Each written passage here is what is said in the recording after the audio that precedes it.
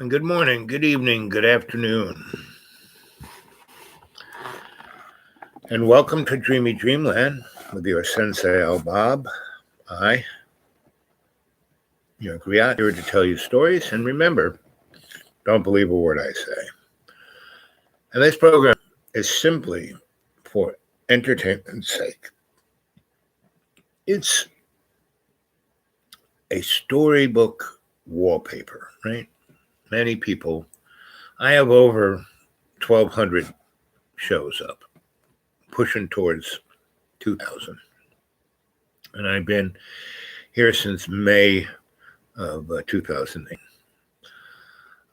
So there's a lot up there, and I would say to you all, whatever you like, pick the fruit. Take my shows and put them on your hard drive or a thumb drive or someplace, because I have a sense that our internet will not be with us for very much longer. Elon Musk is putting up 50,000 satellites in space that will give direct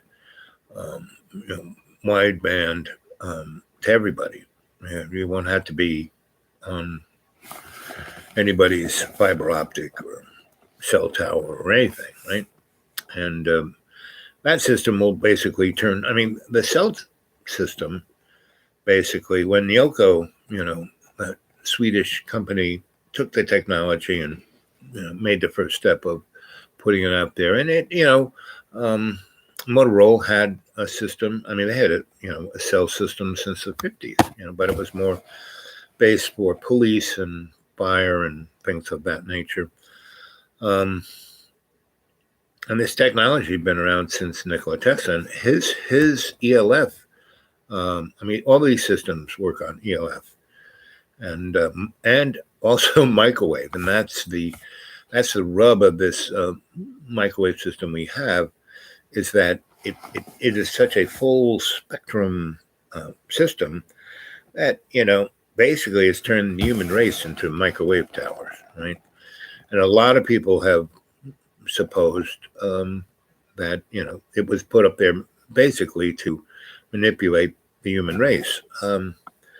Now, a lot of people talk to me. I again, anybody want to get a hold of me at the Dude Awake 42 at Gmail. The Dude Awake 42 at Gmail. And I have been in the business, of being the itinerant scholar for a good, let's see, since at least 88. I've been at it since 69, but as a certified itinerant scholar, right? Not a scholastic, but itinerant scholar.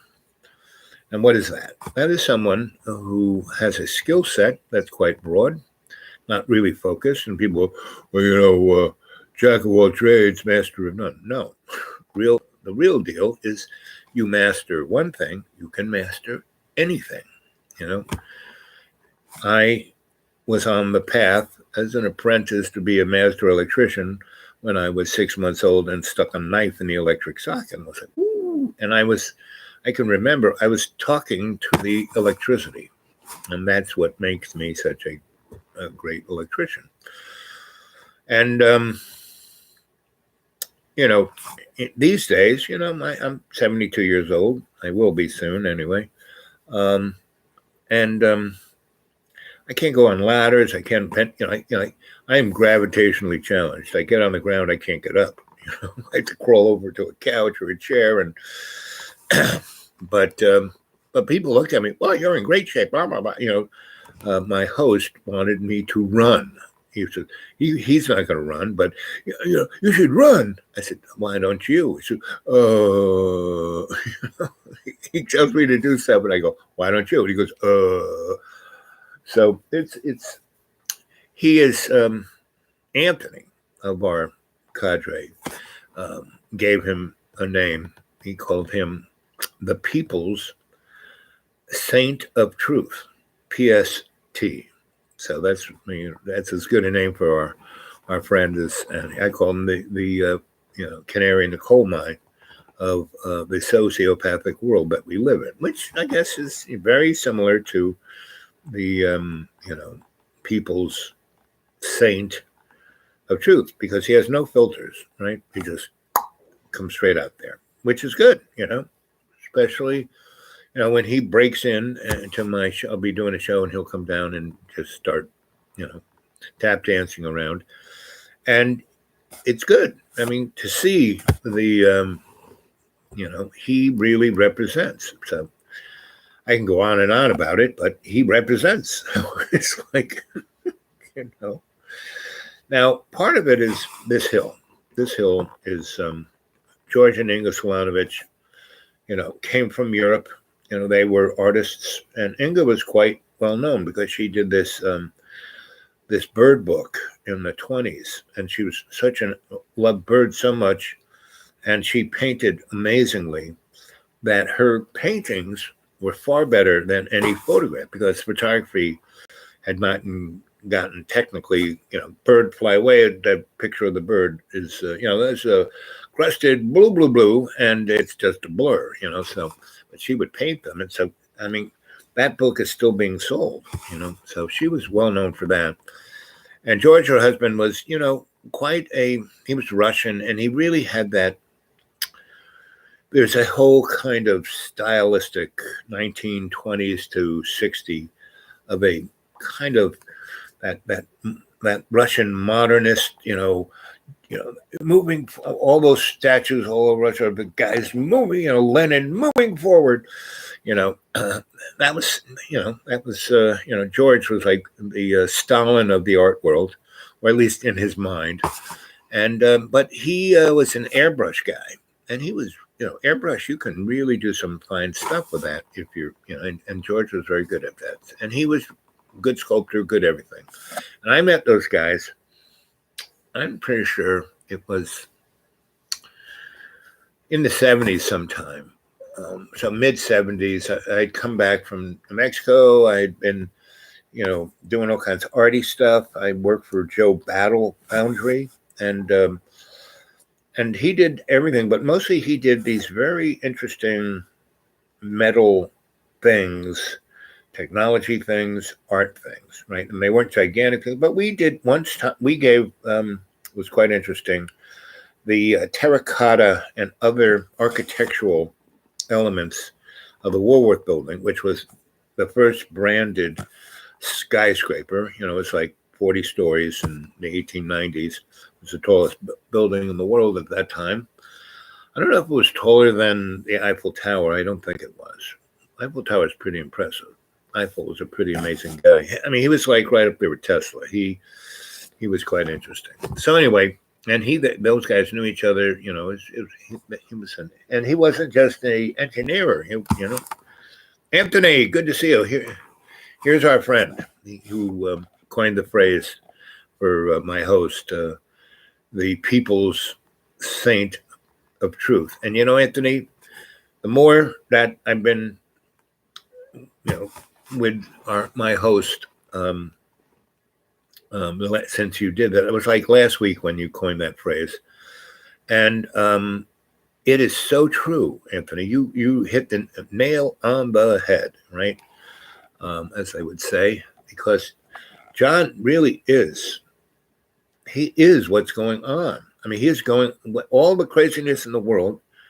Just look at John, because it's like he's split down the middle. This side is this innocent, sweet, caring, kind, generous guy. Other side, I mean, he says things that kind of, I mean, you guys have been watching. I mean, when he comes and tap dances in front of my live chat, I just turn the thing on him, let him go, and don't really say much because you don't have to. And he goes and goes and goes and goes, and then runs away, and then and the other night when he was like, it's because he kind of saw himself there, and then he projected that someone said something, it's their fault, and that's our world. Everyone blames somebody else. And I've been going on about all we have to do is our best. You don't have to be perfect. Just do your best. And the world would be perfect because this is a planet of abundance. When you look at all the other planets just in our solar system, this is a miraculous place. This is the Garden of Eden. This is that place. And all we have to be is our best, and the world would take care of itself, right? And, people going about overpopulation. No, one of the biggest problems is our population is in an inverted pyramid, meaning the biggest group of population in this world right now is old people, So they're at the top, all the old people. I mean, look at Henry Kissinger and Mr. Rothschild, right? And they just keep going. I'm pretty sure they're transhuman by now. And then middle class, middle age, 50s, and next big group in 40s, and the smallest group that has to support everything is everybody below 20, and they're like getting crushed, And so when you have a pyramid, if you have a pyramid with the biggest thing on the ground, the thing can't be moved. You have a pyramid that's upside down and it's sitting on its point, it's going to fall over. Very happy to be back with you. Yes, my brother. I'm very happy that you're here too. So, Anthony, how did that epiphany of my host's name come up? I mean, because it was so, poetic is not even doing it justice, because it really represents what's going on in the whole freaking world, everyone's, and there is no reason for everyone to, like this new variant. I mean, all you have to do is look at it and you see, so it's very transmissible, but it doesn't get anybody sick, but it's but that's good.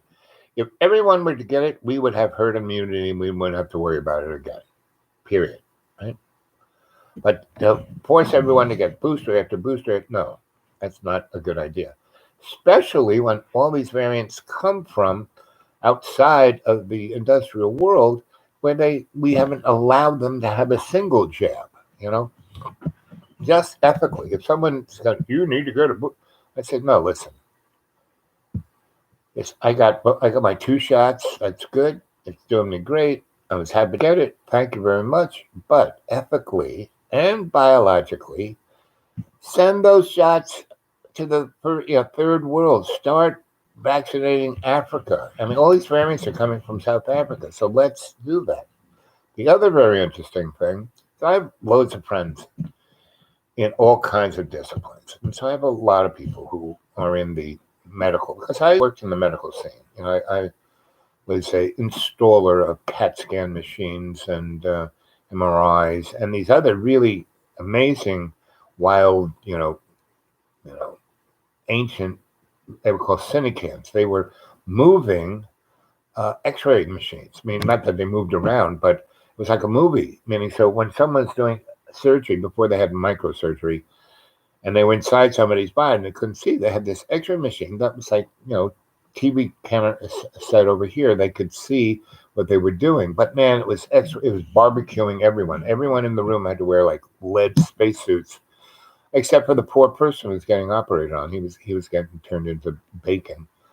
And I worked on that. So I was in lots of, mostly research, Sloan Kettering, John Hopkins, Rockefeller, a few others. So I met every kind of interesting research, doctor, endocrinologist, virologist, you name it. And, and then when 88, when I started being the itinerant scholar, I would work for all these entities, looking at sociologic and, just a big picture of what was going on. And I would be in these institutions and I'd run into these guys again who I, worked with when I was installing these machines. And we'd have, so that's when we got into the more theologic and philosophic and scientific discussions of all that's going on. So these people over the years realized, well, Al looks at every different kind of thing imaginable and puts it into a construct and a context of whatever specific thing needs to be looked at. Let's see. Evening, Al from Cornwall, UK. Martin Young. Martin, good to see you, bud. And he lives in a very nice place. He told me where to look on Google Earth, and but all of England is a very nice place, especially when you're an imperial power and you can, go after everyone's everything, and you don't have to do it at home. Hey, Lana. And so, these guys call me up, and guys and girls, and get a hold of me. And again, anyone wants to get a hold of me, it's the dudeawake42@gmail, and then we go from there. I'm also on, WhatsApp and all the above. So, so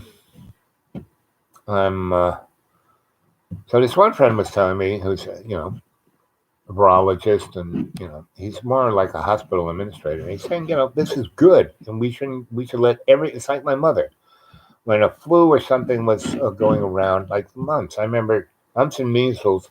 She took me to the Smith family, and we didn't play with a kid who was sick, but we played with his brothers and sisters, right? And rolled around in the mud. My mom was like, eat more mud. It's good for your immune system. Let's eat out of the garbage can. So, if people were more like that, and I lived that way, meaning every piece of clothing I had came out of a dumpster or, off the street or something, you put it in the washer and it's like brand new, majority of the food, why I got so skinny, and svelte. This morning I showed myself to John, who's going on about, so I just took my shirt off and stood up and stood in front of his camera. And so, I'm not dieting. I'm not exercising. I'm not hefting hundreds of pounds of weight. I did that when, I didn't diet. But the whole thing, if you want to lose weight, you eat food. You get your metabolism moving, digesting food. And there's certain foods that, onions and anything like in the carrot family, any of the rootstock things, you just eat that, and I love those things. Great priest. I'm not gonna touch that one with a 10-foot pole. He's just so honest. He is, but he lies to himself. That is the amazing thing. I mean, but he reflects the world around him unbelievably honestly, right? But he lies to himself. I mean, he's, for 8 years, he's been divorced for 10, and he's constantly going, she'll come back to me with the kid. Well, all I wanted to be is a family. Does nothing to make it happen. God will make it happen. God doesn't do, God helps those who help themselves, right? And that's, the whole thing. Hail John. Yep.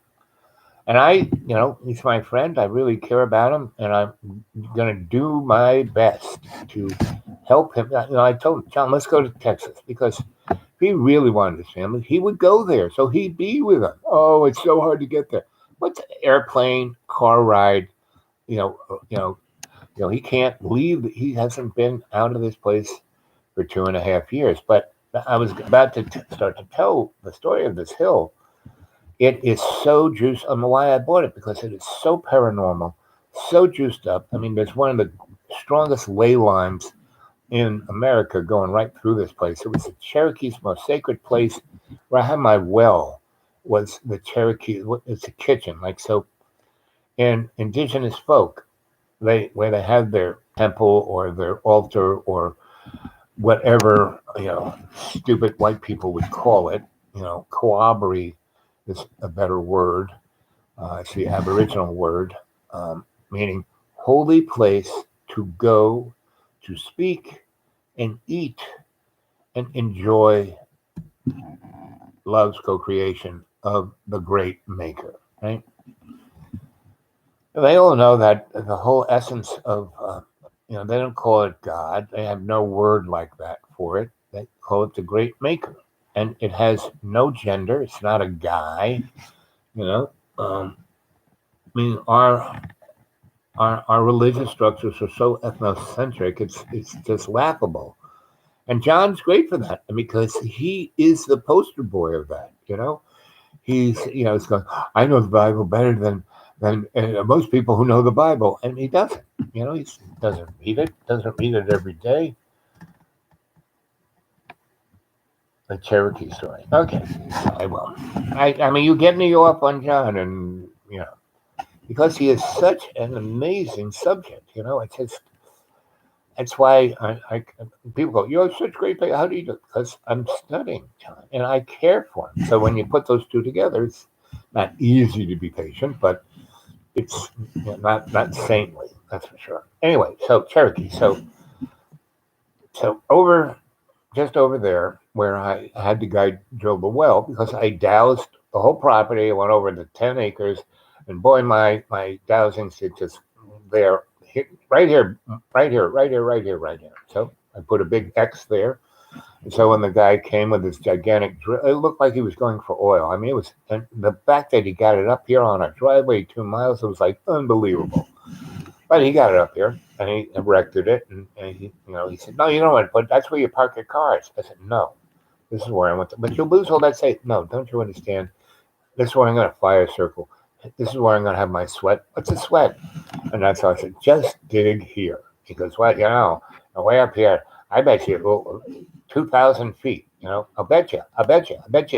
Everything was. I bet you 2,000 feet." And I said, "No, just drill there." Because I was paying $75 a foot for this, right? But that included the casing, the pipe to bring it to the house, the expansion, everything. $75 a foot, right? So he was expecting to go down, 2,000 feet at $100. That's a pretty expensive well.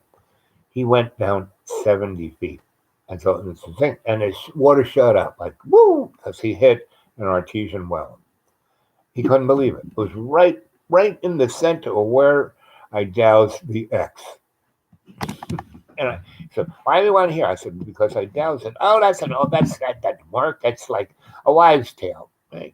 Boom, 75 feet. Bang. Right? So $75 times 75 was surely not 2,000 feet. So he was, so everything he did, he had a kind of thing. And as he had to dig the ditch, and I said, "Why don't you just take it? I'm going to do it this way. It's shorter." He had a gigantic rock, and it chewed his machine up, destroyed it. A $4,000 machine destroyed it, right? And okay, so he had to dig it the way I said to go, and he didn't hit a single rock. He had to use a pick and a shovel, and it was really right. And he kept trying to put it like 2 feet down, but it had to be inspected. And so the guy, first did it 2 feet down. Inspector came, "Hey, it's supposed to be 4 feet. Take it up," right? And he fined him, right? Because he also put a smaller wire that would have burned up, right? And it would have burned up the pump, right? And so, I asked him about, so what kind of pump, like the cheapest pump you could put? I said, what is guaranteed for? 3 years. I said, "Do you have a pump that's, guaranteed for like 20 years? And he said, "Oh yeah, I can give you one of those, but it's $500. I said, "Good. We're using that one." So anyway, at the end of it, it destroyed his $4,000 machine. It cost him he just kept trying to do a shortcut and just kept biting his butt. Anyway, bottom line, he got down the hill, went and put his equipment away, and from that point on, he's kind of a drinker. He was a friend of a friend, so the guy knew him. And anyway, he turned into a total that, got into an argument. Basically, bottom line, everything got taken from him, and he ended up in jail. Mine was the last job he ever did. And it's because the energy of this place amplifies whatever emotion you show. You show love and generosity and caring for others and wanting to do your best. it helps you do that, right? And if you show it respect, it loves you like a puppy dog. So, man, I showed it because I made this walk that comes up. There's an A-frame. There's a big house. There's an A-frame. And I made this walk that went all around the 10 acres and then back down. And then I built a prayer loft, right? And there's certain tribal people who will build a structure in a tree so they can pray and be closer to the sky spirits. And it's right over, it looks like, it's really bizarre. I'll take a picture and show it to you. But I can't walk up there these days. I definitely can't walk up now. There's like 6 inches of snow that is turned into ice. One big 6-inch ice cube across this whole mountain. And I cleared out over the door. I go outside and out towards where my vehicle is and made a 4 feet circle and scraped when the snow was dusty, I just kind of pushed it away. And I can get in my car and walk outside and exercise, and I won't slip and kill myself. But if I just say, "Oh, I'll get it tomorrow," it wouldn't, I couldn't go out. Anyway, so I had this path go all the way around, and there are 10 sacred sites on this. There's a mound. There is, which is an energy vortex. There is. I don't even know how to explain it. So there's water all over this hill, right? And this water comes out of the ground, it travels across the ground, it goes under the ground, it comes up over here. And so I kind of weaved the path through it because water brings truth, clarity, and power, and it's a conductor, right, of current. And so I kind of wove the path, how the double helix of the DNA, I wove it through that. So you go through that and it physically manifests the co-creation as you walk it with love's co-creation. It's like, it's what it is, right? It's a physical representation. And what was truly interesting, I had this great dog, Duca, not Duca, that was another great dog I had, Bella, right? Mama Bella. And so I said, Belle, let's take a walk up the hill. And so she kind of walked up and stop at a place, and I would go into state and go, oh yeah, this is really, I look around and get a stick, I'd stick it there. And so she actually led and laid out the path, right? And she's the one who did the double helix through the water. And then she came over, I never saw it until she showed it to me. There's this big pile of rocks. And the rocks are about the size of school buses, and they're just piled on top of each other. And they're almost like teeter-totters, but I've climbed, when I was younger, I climbed up them and see if they didn't, and they'd be like right on top of each other. I mean, half of it was sticking out that way and a quarter was, it should fall over, but no, I'd walk to the end, it didn't go boom. And it was also, all these rocks are covered by moss. So when you look at it from, not going straight up to it, like being this close to it, it looks like just a hill, right? But when you get close up, you say, my God, these are rocks the size of school buses. I mean, big, 27-foot long school bus. I mean, same size, square. I mean, they look like, caveman school buses that were stuck there, and they've been there. Right at the bottom, right, going due west, due south. Going due south, there's a little cave, like maybe, I don't know, 16 inches in diameter. I mean, I couldn't fit through that thing. Some skinny, some animal might. But anyway, if you sit in, so she, look at these rocks. I'm looking at them. Boy, that's good. I'm looking at the rocks. I'm walking up them, and you could walk up. And the moss was so thick. If it wasn't raining, it like gave you purchase on these rocks. It would like, take mold to your foot, and hold it there. So you wouldn't slip over this thing. It was quite extraordinary. It still is. It's still up there. And then you but due south. And so I came down and said, Bella, where are you? And she goes, and I kind of walked around and there she was. And she's like lying down, looking straight into this cave. And I said, oh, look at that. So I get behind her and you can tell because everything is like lumpy and rocky and hilly and but right in front of this thing is flat. You can see that it's easily to sit maybe 20 people around that opening, right? So I said, she's right in front of it, staring right into it, right down it. And she got her ears kind of picked up, like radar antennas. She's like listening. And I'm behind her, right? And she's lying down on all fours, straight at it, not like on her side or on her back. She's like the Sphinx, looking straight at this thing.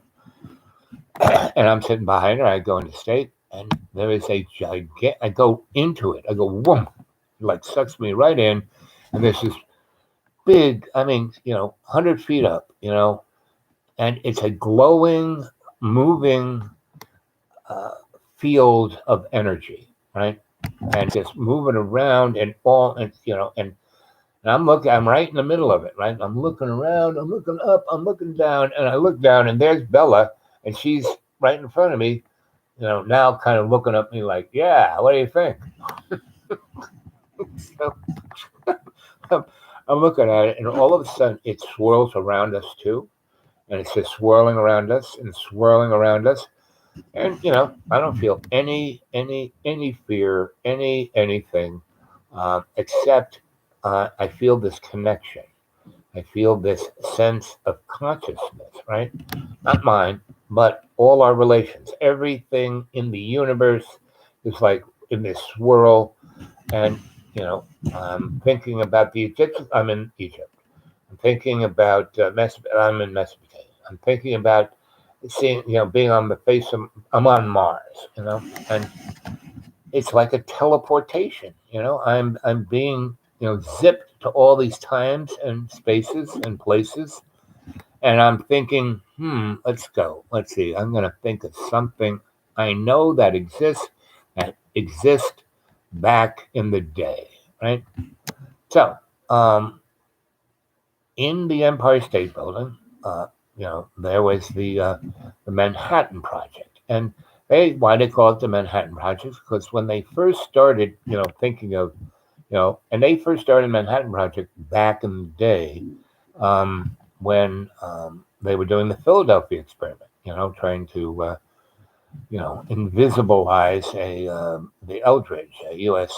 Ship, right? Anyway, so they had a laboratory in in like office buildings in New York because instead of having them out in a military base, you have them there. It's like kind of hiding in plain sight. And my friend who has this great YouTube show called Dark Journalism, and he really is on about ethnography, right? And in the mystery schools are all these ways of looking at things. And like when I bring you on guided meditation, last time we tried it before we got interrupted, um, I was bringing you to your, and the thing is, right now we did all of that. When I start talking about it, you're going to be there. And it's just like that force. Just think about it, bang. And me describing it, you'll think about it, bang, we'll be there. So, you walk into the library through your imaginary mirror after illuminating you with the prana of Father Sky and the connection to your chi, and that circuit has been made. And where you dream is your imaginary mirror. That's your eyelids. That's why your eyes are zipping around because you're seeing things being projected on your eyelids. So that's your imaginary mirror, and you walk through that. It's very bright, and it's like a a barrier, but it's easily to walk through because it's yours. And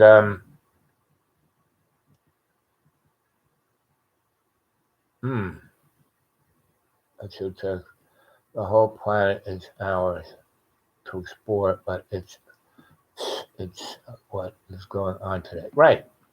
And it is, esoteric. But it's an illusion because there's all of these things like I'm describing, like if you go into your Akashic record, you don't have to, even, you don't have to get upset with these folks. Yes. And what I like in Australia, they have this they turn English words sideways.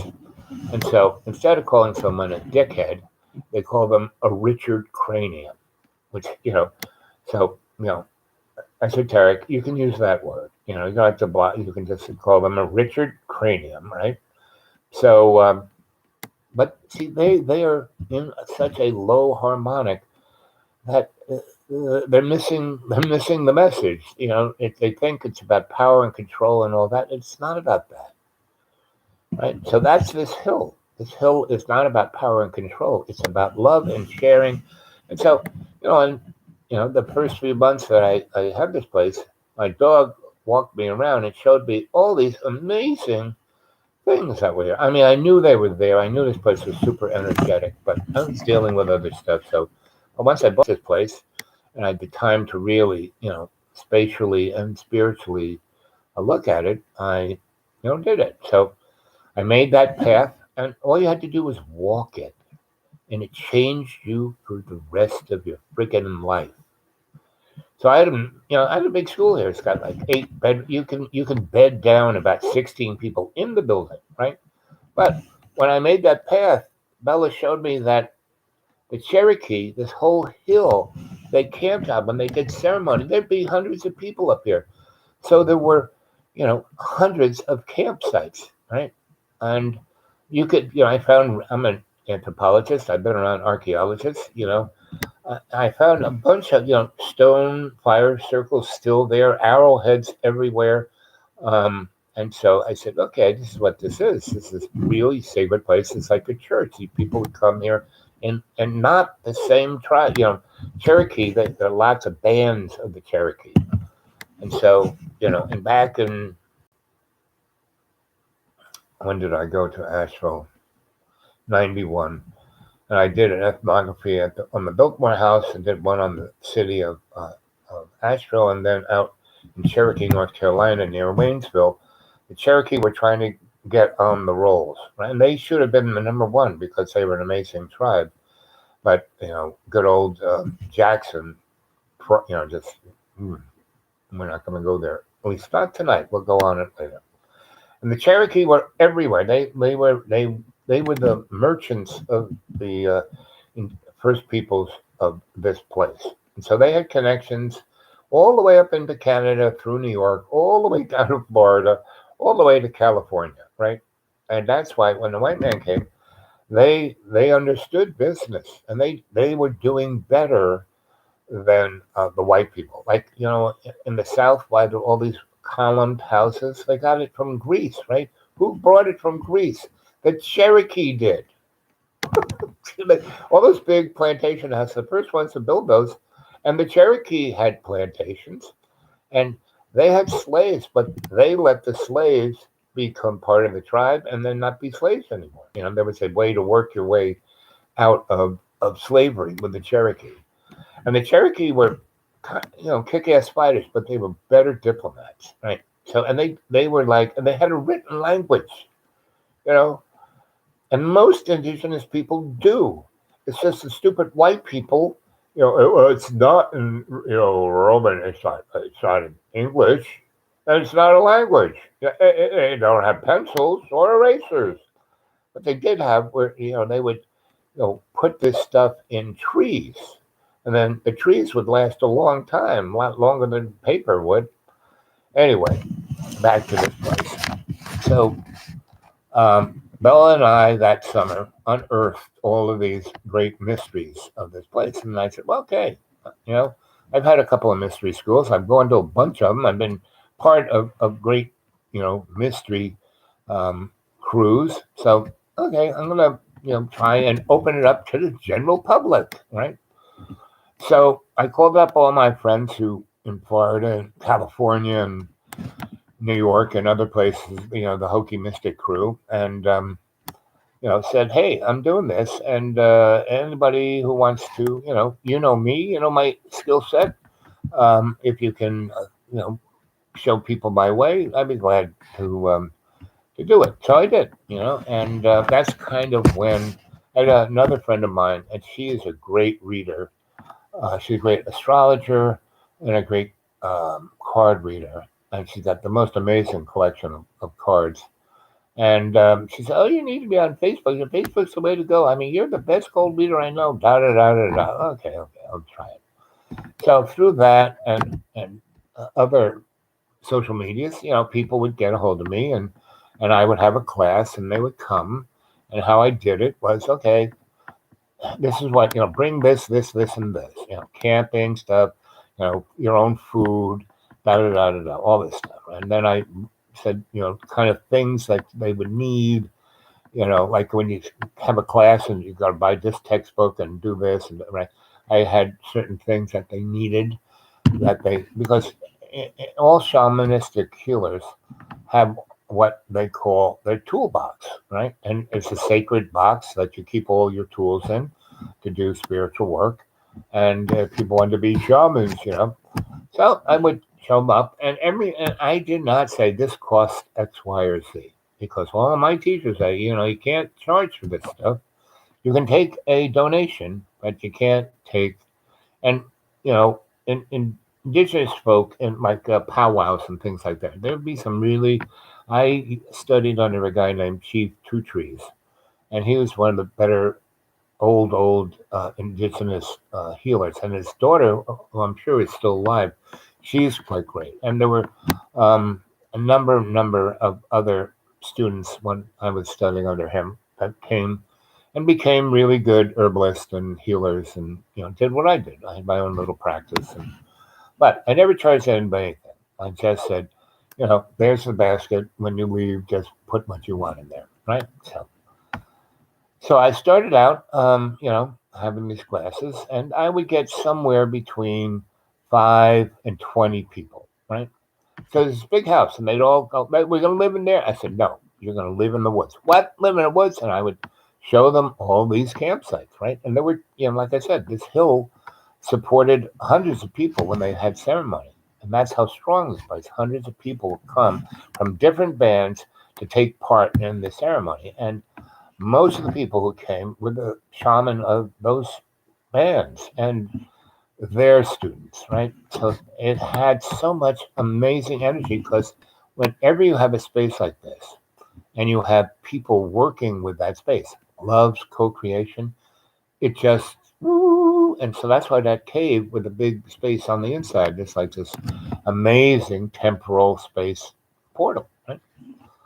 So I wanted the people to walk, really, I really made it nice. I took all the branches, all the, everything, and raked it and put stone so you couldn't hurt yourself, for insurance reasons. It was really, these had steps in certain places where it was steep, and it was beautiful. And I had like little benches to sit, right? When we were meditating, I said, I want you to think of that place, that your backyard, your living room, the park, and you sit there and you just go into peace. You don't think about paying your bills and doing this and blah, blah, blah, or what your girlfriend said. You just go to peace. You go to, and you just see it all go by. You don't think about it. You don't have a thought. You're in state is basically what you are in. So, Mazel Tov.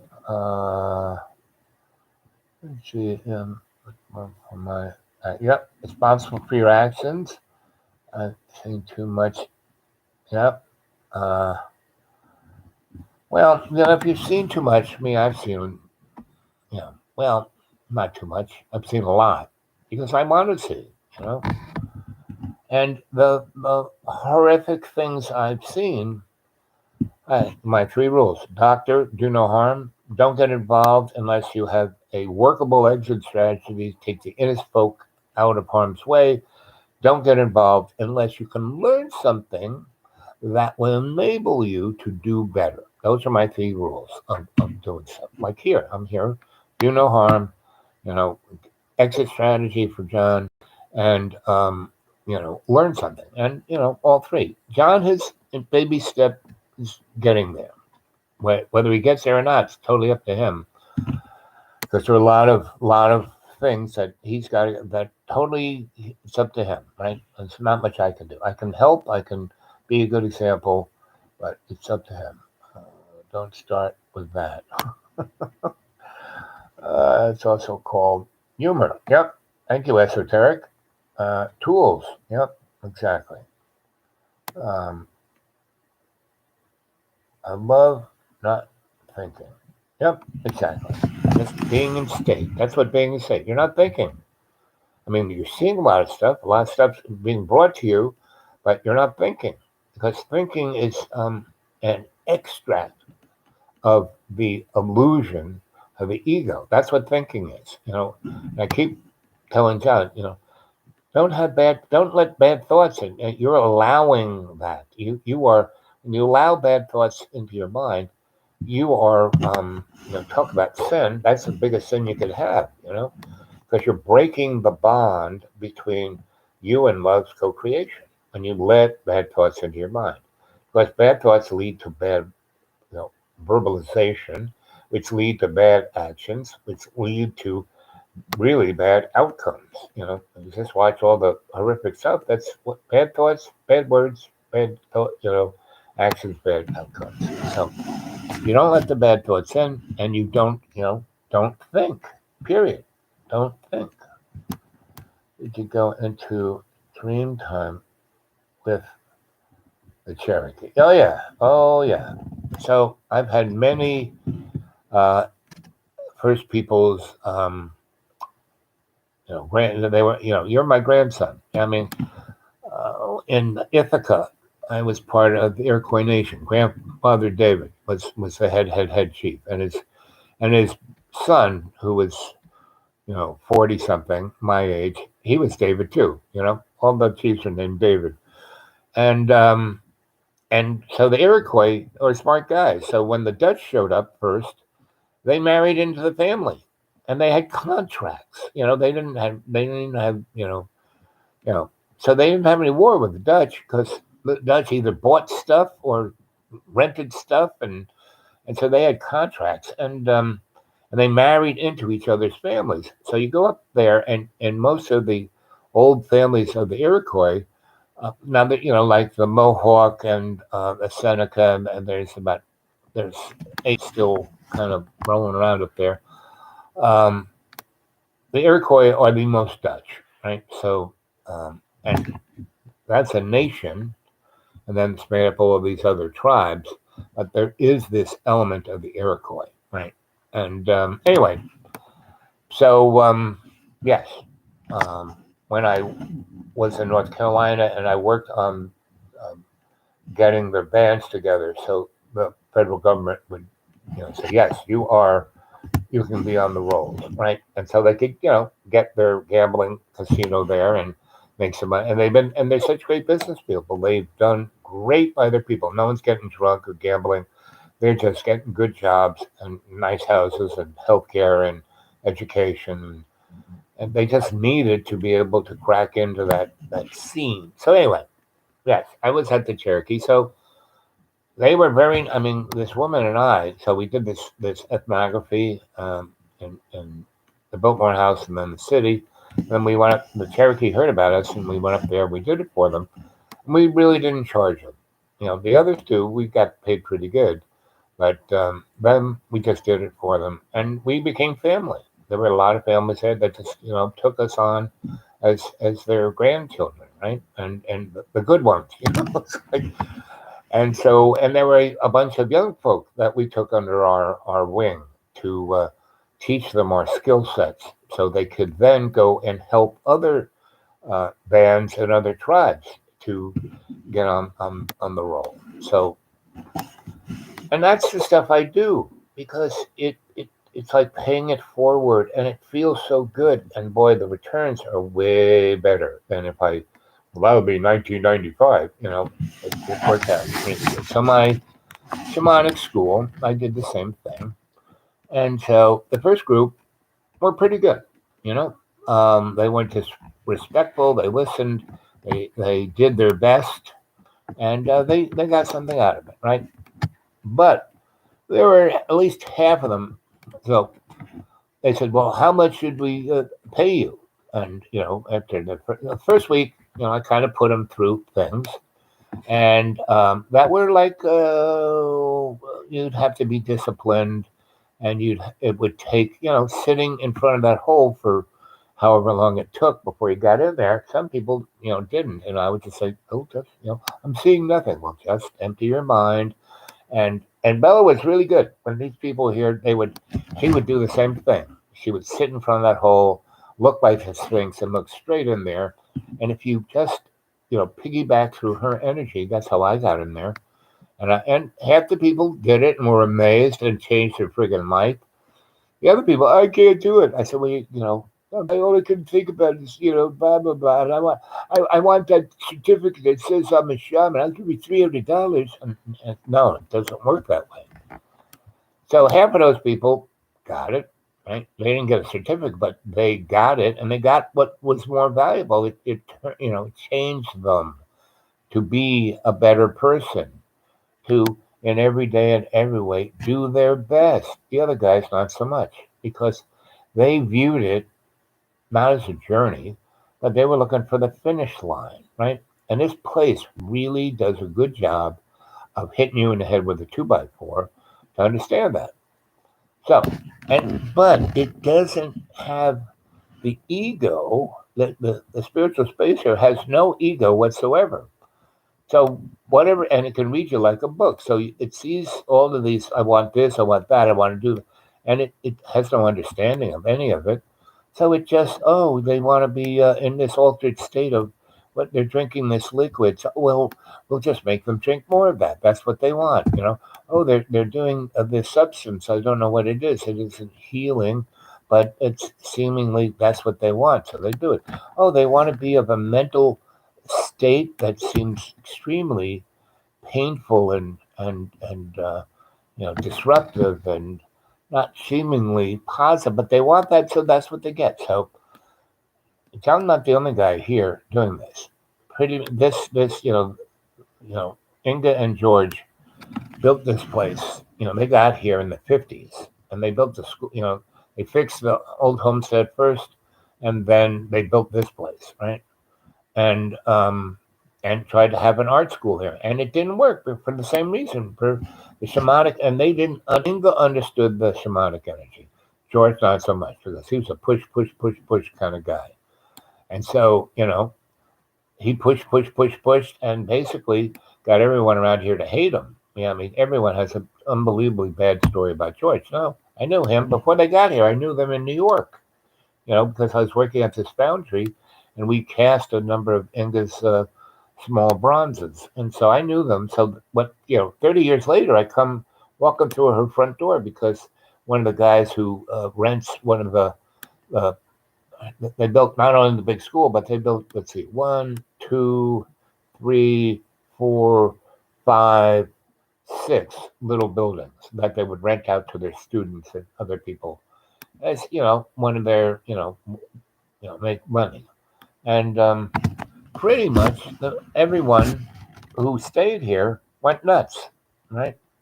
With drugs, alcohol, and nuts, right? Everyone. Now, I bought this place, but it wasn't, my number one place. This was more like my sanctuary and my warehouse. And so I was here in the 15 years I owned this place, and I didn't own it. So I never viewed this is mine.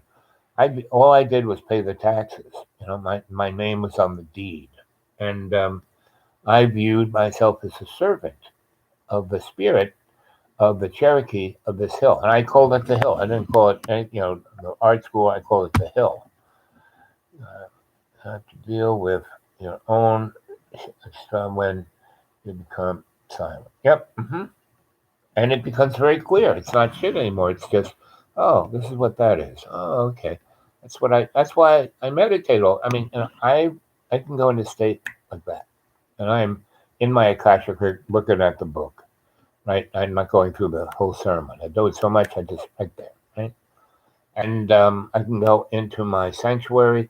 I can be sitting at the fireplace waiting for someone to visit through the fireplace. I mean, that's a real thing. Harry Potter, the thing about Harry Potter is Rawlings knew enough about certain mystic things, and she just, she like using salt. She kind of flavored her stories with all of that. She wasn't a witch or worship anything, or there's no negative energy in her books. They're just children's books, like Grimm's fairy tales. And boy, those stories are grim because those times were grim. We're living in a time where it is so fluffy bunny that it's ridiculous. Our economy is, it's like, 1970, that was a serious depression. You know, 1986, we lost, 30,000 of our banks. At the end of that bloodbath, there was only 8 banks left, and that's what they did. They destroyed the small banking industry, which most of us banked at, and we had got somewhat of a fair shake. And now, when we work for these industry giants, forget about it. Where we are just like a shrimp cocktail. Let's see. Let's see. Where have to deal with your own stuff? Yep. LOL. Do you want? I love. Let's see. You have to be able to navigate, right? Not just drugs or substance, but everything. Everything can be a drug or a substance. Again, our saint, our public saint of truth, is his inability to navigate is just everyday life is causing his issues, and that's what I'm trying to help him with, right? And it's very frustrating to try to help someone with a simple. They could just simply understand this cognitive thing, their life would be so much better. But because their ego, they want to control something they can't control. And Freud said, whenever you do the same thing over and over again, expecting a different outcome, that is a sign of insanity. Well, John ain't insane, but if he keeps at this, he just might get there, especially with the juice of this hill. And I tried to explain to him more than once. I mean, when he bought this place, everything I did shamanically was still here in beautiful shape, right? Well, he has ignored it to the point of being disrespectful, right? The thing that could have healed him, that could have really, spun his great talents up, would he just, ignored it to the point of disrespect. So he's going on about God and Jesus. Well, he is disrespecting those guys big time. And that is probably the biggest sin you can do. Now, John isn't per se to blame, meaning he isn't consciously doing this. But the juice here is so, the hill is, bad and good are irrelevant. And they're a very subjective point of view. They're not objective. One man's bad is another man's good, The Nazis throwing all those people in those camps, that was good for them, not for those other people. And it wasn't just Jews; they threw in anybody. And tomorrow, Wednesday, New York State their legislature is about to vote in a bill which gives the state the power to thing called what do they call it? Not regime, not regiment, but when they just put a sack over your head and take you away, right? That it's not like when they arrest you, they have to come with papers saying why they're arresting you, and you have all of these rights, and you get a lawyer, and you get your phone call, and you see a judge, and there's a jury. They just put a sack over your head, and you're gone. And the state of New York is about to pass a law which gives them the authority to do that by just saying that X, Y, and Z individuals are a threat to public health. Right? I mean, you're not even sick. You don't register. They give you the test, and you're all good. And you've take the jabs and the bumpers and everything else, and they can still say that you are a threat and take you away, and not take you to a place where anyone knows you're at. Regime? No, it's a term. sounds like regime or regiment and the CIA did it all the last 20 years with whoever they thought was, and they took them away. And they didn't take them, if they were wherever they were, they didn't take them to any place in that country. They take them to some place like Saudi Arabia or Poland or wherever, where no one knew who they were and even knew where they were staying. So that's what New York State is about to start doing after Wednesday. And the way most laws are passed by a legislature, and they don't go into effect for 6 months or a year. So people can complain about it or take them to court or whatever. This goes into effect immediately, along with everyone in New York State needs to be vaccinated the way the state says, whatever it is, And there is no complaint. There is no religious saying, "Oh, my religion says I can't do that."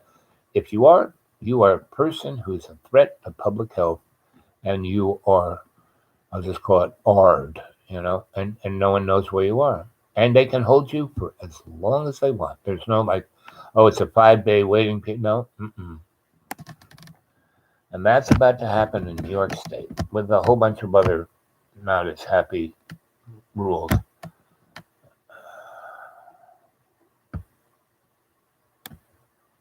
Well, again, substances, again, everything is relatively subjective.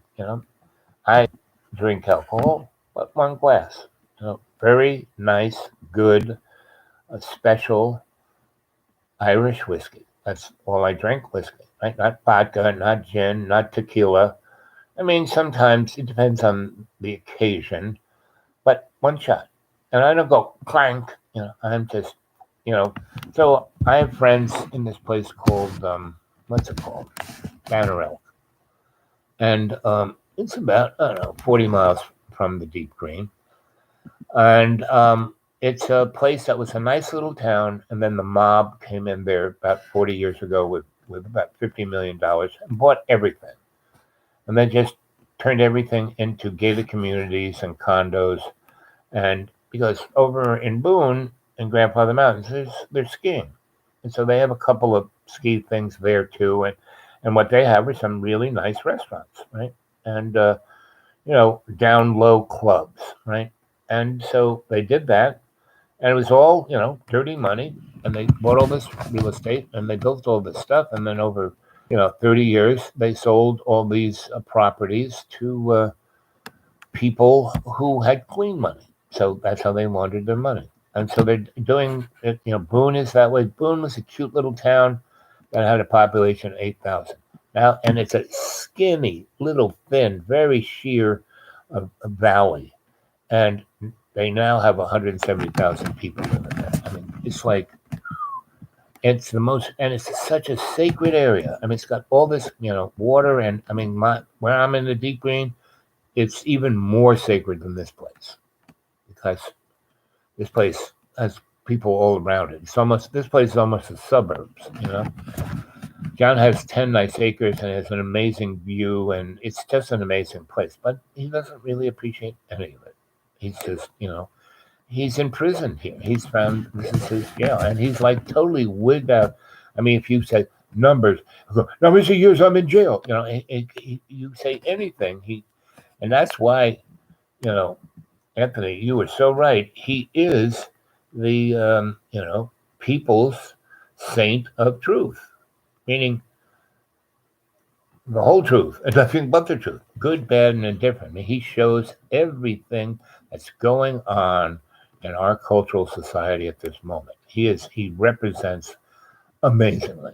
And that's why when he jumps into my shots, I just kind of put the camera on him and shut up and don't say much. I say a few things when he starts saying something, I might question this or that to make him like, and have to deal with this, that, or the other thing.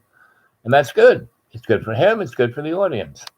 And so if you're drinking or smoking or doing any drugs, it's up to your chi, and it's like, so I can drink one little glass. I mean, I could drink 10 glasses and it'd be okay. But I drink one glass in respect. That's it. I partake and I share and I'm part of what's going on, but that's it. The rest of it is my spiritual connection to being my best in that moment, right there and right then. Right? And the same thing with Boo. I don't overdo that. I like it, but I like it best when I share it with people, not by myself, because then I think about things that sometimes it's okay.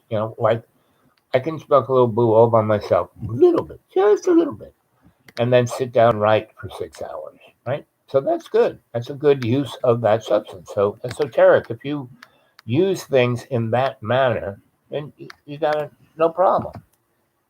I should hope you are stay sane. Well, I've been here for 20 years, so I know how to navigate. Yeah, other folk, I'm sure they will. Yeah, so I'm, you know, I'm copacetic with all my relations. By always doing my best, that keeps me safe, right? Don't, you know, if you're existing in this, you know, mud puppet, part of the vehicle is an ego. So if you're walking around interacting with other people, you basically have an ego. It's like a built-in thing. It's like today, all cars have a radio. It's like your ego comes with the package, right? But you can, what I attempt and strive for, is to have a egoless ego. Well, like I said, back when I thought I was when everyone called me the dude, and I thought I was the dude when I was 16, 40% of me was, consciously awake and aware and had an intent. The other 60%, I was a moron. Now I'm pushing, I'll be 72 soon, and I'm, 60% conscious, awake, and aware, right? But 40% I'm a moron. So that's better. I did good. All of my teachers, carnate and incarnate, I've always go, you're doing a good job. Like last time I died, they said, oh, you can come home, but you're not done. I mean, you're doing such a good job. We would, it'd be good for you to go back and finish up. Just keep plugging along. And yes, I know going back's going to be painful, but hey, you had that 10 years of gaining 200 pounds on chocolate cake. Things cost, but it's okay. I ate that chocolate cake in delight instead of neglect. I was celebrating that 10 years that I was totally Mr. Hedonist. I wasn't like selfishly. I was like, I was, ah, you know. So that's why I didn't die. Should have died. My heart should explode. But it didn't. Why I look so good. I mean, my endocrinologist, he was like looking at all my skin. He goes, "You were friggin' amazing. You got a skin of a 20-year-old." So it's because that's what is in my heart to be. I'm here to serve, not to be served, right? And sometimes, when I was, working for those lawyers and living, their life, um, sharing it with them because it helped them shed a lot of things, right? And so it's like, what was my sacrifice to live the hedonist life for 10 years, right? But I have to say, I don't regret anything. I don't regret anything in my life. Yes, good, at least 40%, bit or more, on made mistakes. But those mistakes I don't regret because I learned from them. And if you learn from your mistakes, they're well worth making. To people who do this, John's a perfect, for the 7 years I've known him, he's had this laundry list that he just keeps going on and on and on. And basically, every time he verbalizes it, he's making a mistake. It's like hurting him. And he doesn't really understand this. And I'm trying to explain it. I'm trying to show him. I'm trying to be an example. Let's see. Luz, thanks, Anthony. You're welcome. Let's see. I have to talk to my beloved. Good. That's a good place to always start. Okay. Now, I mean, your area, unlike New York, madness. Well, the thing about New York Madness is that it's a collective madness. People from someplace else come to New York. I remember sitting on the subway, and I'm going to work, and I got a book in my hand. I always have a book in my hand reading, and I'm sitting, I'm watching this, and this lady is um, looking at the subway map, right? And she's trying to figure out, she wants to go here. How do I. And this guy comes up to her and sees, and she goes, "Oh," he goes, "Lady, you got to get off next exit, next stop, and by the way, what I'll do? I'll take you there. I'm going to take you to where are you going? Let's see. I'll take you there." And he was just your average New Yorker, just had a little bit too much espresso there, but his good heart was very obvious. And this woman screamed bloody matter and ran, out of the car. She nearly killed herself because she opened that and tried to get into the next car, and she couldn't, and she was in high heels. She almost went between the things. And there's a big sign, "Do not do this," only go from car to car when the train is stopped. And she tried to get away, and this guy was just trying to be nice. Yeah. So she was projecting her expectation of her fear. Again, another thing that John does, and it's like a TV show. And these are everything he does are things, not everything. Because, like I said, in half, this side, unbelievably sweet, kind, generous, all the above. But this one always takes over, always has the power over him. And I'm trying to help him understand this. And it's not been, he has definitely made headway. He's not what he was 7 years ago. So that's good. And so if he has been able to get from that to this, that's excellent. And I'm a firm believer that he'll make it. And that's why I'm here. I wouldn't be here if I didn't think he was going to make it. I wouldn't waste my time. So I'm doing it. Yeah, it is a little difficult. But again, doctor do no harm, have a workable exit strategy to get the innocent out of the way and to learn something that will help others. So I'm doing all of those right here and right now. So that's why I'm here. And no matter what, man, I have been in the most craziest of crazy. When I worked for the New York City Housing Authority, I got shot, and I got shot because I stepped in front of the bullet, because if the person who had the gun was going to kill the person who was lifting the gun to shoot, a gang war would have ensued where hundreds of people would have died. And I had been at this job long enough to have a gravitas amongst all the gangs, all of this, where I wasn't just a cop. I was a cop, but because I didn't wear a uniform, didn't have radio. All I had was my little badge chain around my neck, so some cop wouldn't shoot me, right? And and I, by doing that, I had, a street cred. And my partner, she was one badass girl. She could kill you 20 times. She was the first woman to, not only graduate the U.S. Army Ranger School, she was the top of her class. And she scared everyone. And they didn't out in the field because she scared everyone. She was the number one instructor. And then she got tired of all of that because they wouldn't let her really do anything. So she retired. They bought her out. She retired at 35, full, like 40 years in, but she wasn't. But they just they made her. They wouldn't make her an officer, but she was, a sergeant major. And she was the first woman ranger, sergeant major.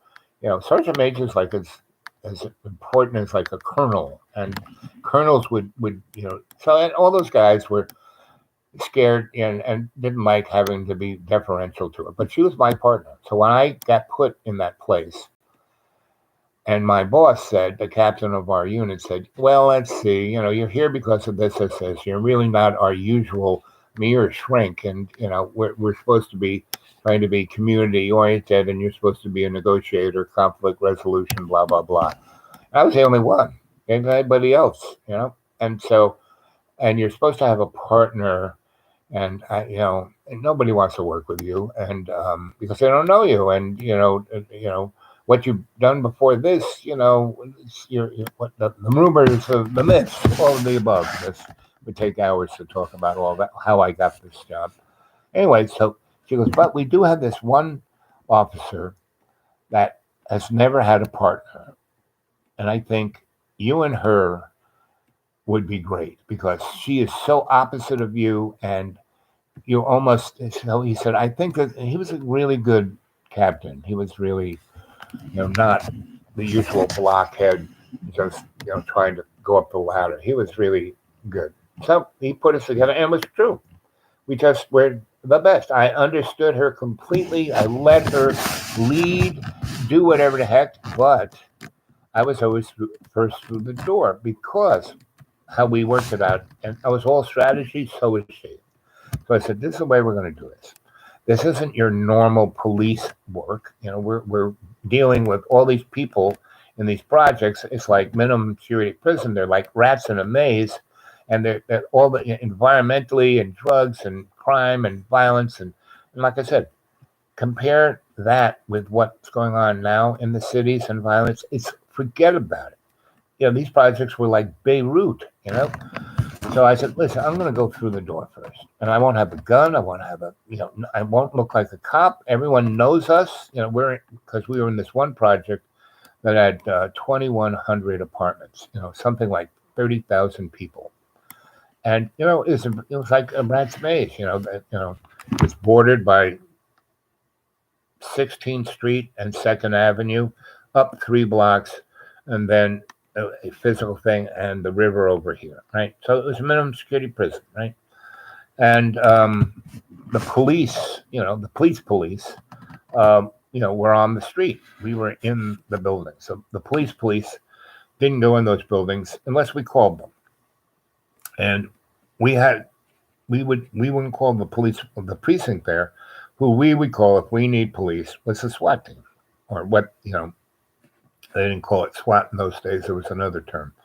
But they were all body armored up and had serious weapons, not just a pistol. I mean, they could have gun, they had howitzers, So anyway, so I would walk first through and scope out what the scene was, try to talk it down. And if not, I would just say, okay. And she would come in and kill everyone, right? That was basically, or immobilize everyone, not kill them, but she would.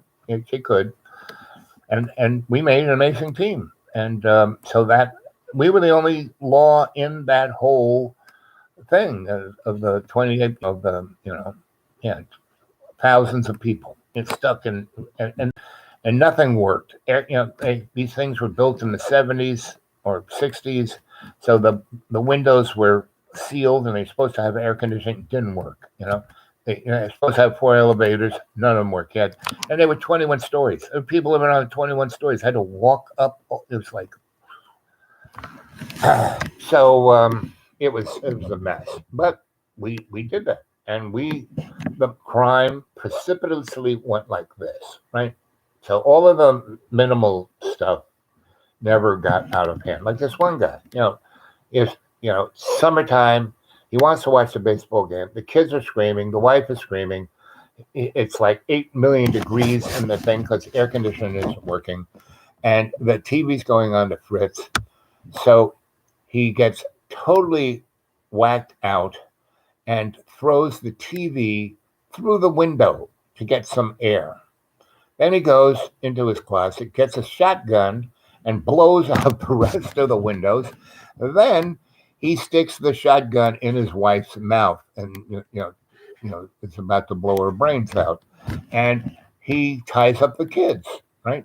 And and TV, woo, crash, and ba-boom, ba-boom, So my partner, she's loaded down. She's like she got like 7 guns and 20 weapons and 2 radios and a flash, 2 flashlights that, she had every piece of equipment, I might need. Why do I have to carry it, right? Anyway, she gets a call. She goes, it's a 918. I said, what does that mean again? And she goes, a family dispute. I said, And so, but that isn't that of this? And she, but this one's of gun involvement. Okay. So it's 8 million degrees out. I'm looking around and going, isn't this our lunchtime? Can't we just say we'll be there in 40 minutes? No. I said, okay. So we were walking by this bodega. I said, wait, I know you. You need something to eat. We go in there, and this guy has sandwiches already made. Rolled them. I said, take 4 of those. And what is your coldest beer, right? And it was some beer that no one ever heard of, and that's why no one bought it. So it was right in the refrigerator for the last 3 days. So these things were like frigid. And I said, so do you have any paper bags? Like shopping paper bags? Oh yeah, I got some. No one here wants. I got some in the bag. So I put 4 6-packs in it, right? And then I put another bag around it, and then I close that up and put it in another bag. So now I have a nice little, igloo cooler, right?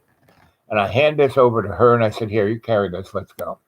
So, and she's happy. She's like, now she can lift weights now while she's walking. And I got shorts on. I got, these kind of sandals on. I got I usually either had pink colors on that you could not miss me a mile away. Because when other cops would show up, I wanted them to see me and they know, okay, this guy with long hair and this crazy outfit. And look, he's actually so we're not going to shoot him. I wanted to be seen. So that was my uniform. I would wear the most brightest things I could find so no one would just mistakenly shoot me. They'd have to really want to shoot me. So anyway, we go into this place and, and everyone's freaked out in the building. And luckily, he was only on the 3rd floor. He wasn't like on the 21st floor, because the elevators didn't work. So we get there, and I say, okay, what I want you to do, and we already knew what we were going to do. But so we, walking there, we hashed it out. And I wasn't in charge. We were the most amazing team. We thought alike. We telepathic. This is kind of what you have to do in a situation like this. And so people talking about crazy people in the woods and the this.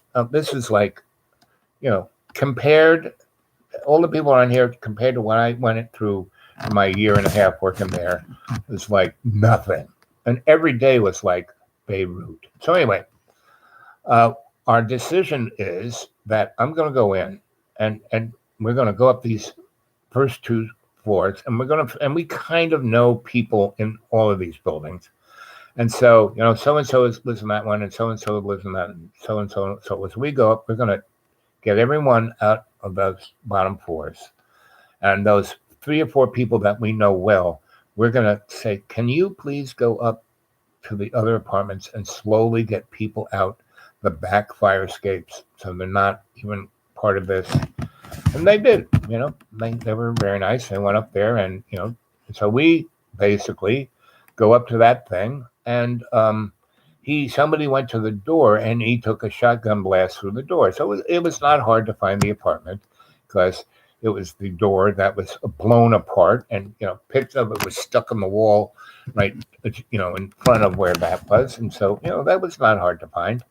And so anyway, so she stands outside, and I go, hello in there, you guys okay? I got a delivery. I'm a delivery guy. He goes, what do you got? I says, I have the coldest beer that you've ever had. He goes, beer? Cold? I said, the coldest beer. Well, come in here. So I walked in, wearing my garish clothes. I took my little badge and stuck it in my pocket. And I go in there, and I go and, got the 4 6-packs, and I take one out, and I take a can, pop it, hand it to him, pop another one. He just goes, sucks it right down. I hand him another one, sucks it right down, right? Then I hand him the 6-pack, right? And so I basically take 2 of the 6-packs and stick them in the fridge. And the fridge was disgusting. And the kids are like tied up in the corner of the kitchen. So I catch a kitchen knife, I cut them loose. That's okay, kids. just stay right here. Do not move or say anything until I do this and go that, right? And so, and this whole time he's got a shotgun in his wife's mouth, and she's and shut up, bitch, and he's drinking a beer, and so I basically, I've handed him 2 6-packs. He's already through the first one, and he is relaxed, right? So he's put the shot. He's taken the shotgun out of his wife's mouth, and he puts it across his knees, right? And when he does this, the shotgun opens up, and I see there are no shells in the shotgun. I mean, he's already used, 6 or 8 of them on the windows and the door, and so they're spent, right? There's nothing in the chambers, right? So okay, good. He's really not armed, right? So he is really not a threat. So I go, fine. So he takes, so the woman, and I look at the woman and go like this, right? So I'm sitting there talking to him, and I said, so you had a bed, and I knew his name and everything about him. By the time we got there, we got all that stuff over the radio, and so I knew his name. I said, so it's a hot day. You wanted to watch the baseball game, and the television didn't work, and you threw it out the window, and then the breeze came through, and then you had the great idea, I'm just going to blow out these other windows I can't fucking open, and then I'll be able to breathe. And then someone knocked on the door, and you blew the door out, and then the breeze was better. So it's all good, right? Have another beer. Can I have one? Okay, thanks. So we're sitting on the couch, drinking a beer, and we're talking. He's telling me everything. We're getting close, calling him by his first name. It's going on. I said, so now you know that this has risen attention, right? And he goes, what do you mean? I said, well, just go to the window over there. Why don't you close the shotgun so it looks like it might have bullets in it? He looks at me. I said, don't worry, I'm on your side. And so he goes, and the SWAT team, the 3 trucks are there. They're getting out. They're like, ho, ho, ho, ho. I said, well, that's going to take those morons at least 20 minutes to get up here. And my partner, you've seen us playing basketball. You know that she will kill anyone in 20 seconds, right? And not me. That's not my job. My job is to hand you beers and talk you out of this situation, right? Now you've already shown me that the gun has no bullets in it, and she hasn't rushed in here and beat you up, right? I'm still here, right? Why? I have uncut your wife and your kids. Why don't we let your wife quietly, right? You're not going to say anything. Quietly get those kids out of here and just be you and me. Now they're not going to come in here because you got a gun and I'm here, and in their eyes, I'm more important than you people. But you people is me people. You're the we and me. So I'm going on and on like this, and he is kind of looking at me. I said, listen, you know that you're not getting out of this without having to do something. But I'm going to make it as right as I can. And he goes, how are you going to do that? Well, I am going to, after we finish a couple more beers. You want another beer? I'm going over to the refrigerator, get here, and here's another beer. And so he's not drunk, but he has been so like, right? But he is like taking 2, Quaaludes, and he's like relaxed, right? And he's talking to me, and he's telling me all his problems, and I understand. And, the judge is going to understand too. So this is what we're going to do. After we finish 2 more beers and you're really relaxed, my partner's going to come in here and handcuff you behind your back. We're going to call on the radio and tell them down there, because they weren't going to come up here until we gave them the word. We've already moved everyone out, and they're taking care of those people, so they're occupied, and that's what you want. And you got those morons down there. You got to give them a job, so they're occupied, so they won't shoot you, right? And I am going to, and I've already got the bulletproof vest out here, and I'm putting it on you right now. Okay, come on in. Handcuffs him, bulletproof vest on. I said, okay, you ready? We're going to walk out of here. We're going to go down the stairs. There's no one in the stairwells. There's no one in the lobby.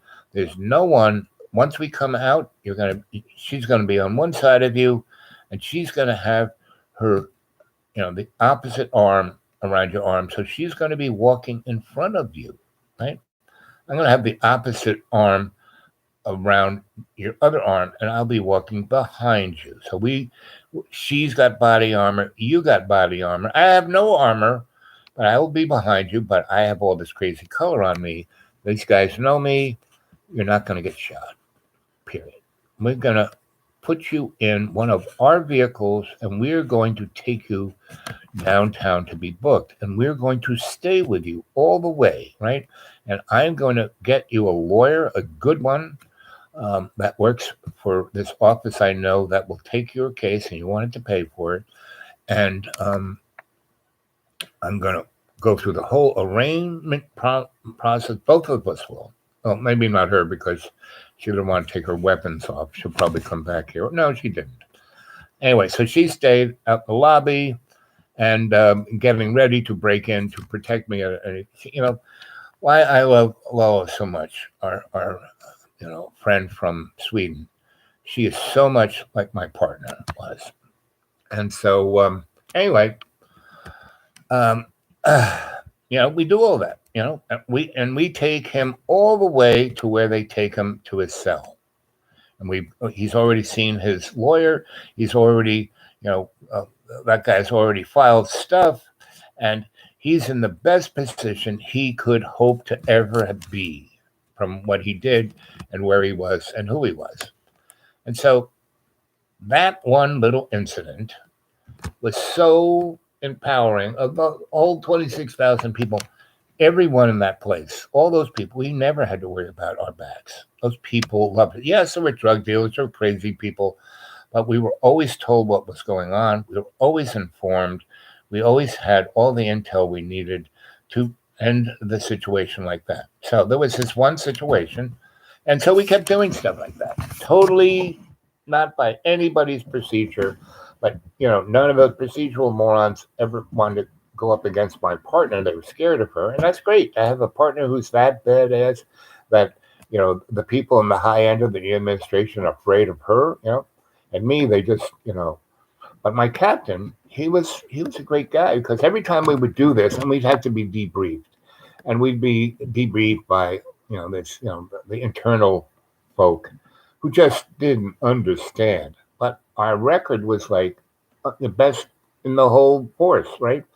And my captain, our captain, had our backs 100% because his we call it shop, his department did better than the whole institution. He went from being in the middle to the top by just what we were doing. And so he said, I have to say this to you, you're not supposed to do this, but you're doing a great job, just keep it up. Right? So we kept doing it, and this was the whole time I also lost the person who I loved the most. And my partner was really there for me, right? She really, really, really was. And I had other friends who really were too. So I had that, I had that support, right? So, and I had all of this work, and not just that, other things I was doing to keep me busy. And that's what you got to do. It's not work. John and I had, you never had to do anything. You never did, I worked my whole freaking life from 9 until today. I work. I mean, pretty much being here with John is, I used to get paid for doing stuff like this, right? And but I don't call it work, because I don't do anything that I don't really enjoy. If I don't enjoy it, I'm not going to do it. If it doesn't interest me, I'm not going to do it. If it's boring and tedious, definitely not going to do it. So that job really saved my life. And then one day we get the call that, there's a drug, something drug related is happening in this building on this floor, and, go check it out. Well, there were 3 gangs there, right? And they were trying to, so they wouldn't, work it out so they wouldn't have to have a drug war. Well, one of those guys was nuts, and he wanted a drug war, but he wanted everyone in this little apartment. And and there were mommies and babies and grandmas in the apartment along with. So there was like this little apartment, 3-room apartment with about, 30 people in it, right? And about 20 of them had automatic weapons, That's a lot of firepower, right? And there were 3 different sides, and the 3 main honchos were in the middle, kind of at this table, and everybody's around. And the mommies and the babies and the grandmas were there as, what would you call it? Insurance, they were being hostages, however you wanted to put it, right? So, and they were just scared. They were in another room with a couple of these thugs with automatic weapons who were just leering at the girls and just intimidating them. And anyway, so we get the call, we show up, we go down the hallway, and they have guys, on the stairs, they have guys on the hallway. And so she goes, okay. She takes out one of her guns. Now, I'm very good with a gun. We would go to the range all the time and shoot guns, right? And I had the earmuffs, my yellow glasses, little mask, and we'd shoot. And I'm a very good shot. I'm really good with a gun. Not so much now, but this is when I was in my 30s. I was well trained. Not when I was young, and then I was well trained again by another martial military master, my good friend Adam Purple. And the reason his name was Adam Purple, his last name wasn't Purple, but he served in World War II, and he should have gotten a Medal of Honor. I mean, he had like 20 Purple Hearts, and he didn't get those wounds from just being blown up or trying to kill people. All of those Purple Hearts he got from getting people, not leaving them behind, went back, getting them, bringing them out, saving their lives. That's why he got those. But he's got Silver Star. He had more awards than you can imagine. And he was in the Navy, That's the most amazing thing about it. But anyway, that's a whole nother story, which I gave yesterday on my phone, and it might appear on this channel in a day or two. The phone seems to take forever to render up on the thing, whereas the laptop does it in a couple of hours. So anyway, we are, going. We come in and we have intelligence as we're going. People are going, oh, they're having a thing up there. Everyone in the building is 800 people in the building are like petrified, and they can't go out because there are people in stairways with guns. And anyway, I say, okay. And so she goes, okay, I got this. So we're like on the backside. So they didn't have guys all around the building, just in the lobby, in the hall, in the first floor, second floor, and then in the hallway of the second floor, right? So it's on the second floor. So, and they don't have radios. This is like in the early 80s. So they don't have radios. They just scream at each other. So anyway, and everything's concrete, so sound really echoes everywhere. So anyway, she goes, so before she goes in the front door, she basically, takes all her, everything off, all her heavy equipment that would make sounds, and just puts it there. And a couple of police have got the call, and we stop them. And she goes, this is what I'm going to do. I'm going to put myself there. I want you here, you over there. Don't do anything, right? And if anything happens, call for, the cavalry. But do not make that call now. We don't want a lot of cops here. We don't want cars. We don't want sirens. We don't want anything, because we don't know how many mommies and babies and grandmas are up there, but there are a bunch. And there are a whole bunch of other people with automatic weapons. And they're in the lobby. And she goes, I'll take care of this. And she took out 8 people, right? And she said, okay. I didn't have a watch, but she said, please, do you have a watch? And he said, yep. He goes, okay, Al, what I want is, you and I are going to synchronize. Okay, we did. Mark, okay. Yeah, in 10 minutes, you come to the lobby. Don't see anybody. And I want you to have a gun. You need to have a gun. Matter of fact, take 2 guns, mine and yours. 2 guns. I'm not going to have a gun. but I gonna take care of this. And as soon as I take care of the lobby and the two, however many people in the hall and the stairs, that's when you come up. I'll be like looking down. You'll see me. You come up, give me my gun. We'll take care of the other guys. And then you walk in the front door. They won't know you. They won't kill you. And know I'm out there ready to kill them, right? And so she does it. And these guys had like AKs and I forgot. There's this homemade New York. It's a version of a Uzi. And so, she had this little bag over her shoulder with nothing in it, and she just took all these guys out, tie wrapped their hands, took their guns, put it in the bag, went to the next one, whacked them, tie wrapped them. And she took out 8 guys without a sound, right? And then, 10 minutes, I went up. She was top of the stairs. I went up there, gave her a gun. She had a bag full of like heavy armor.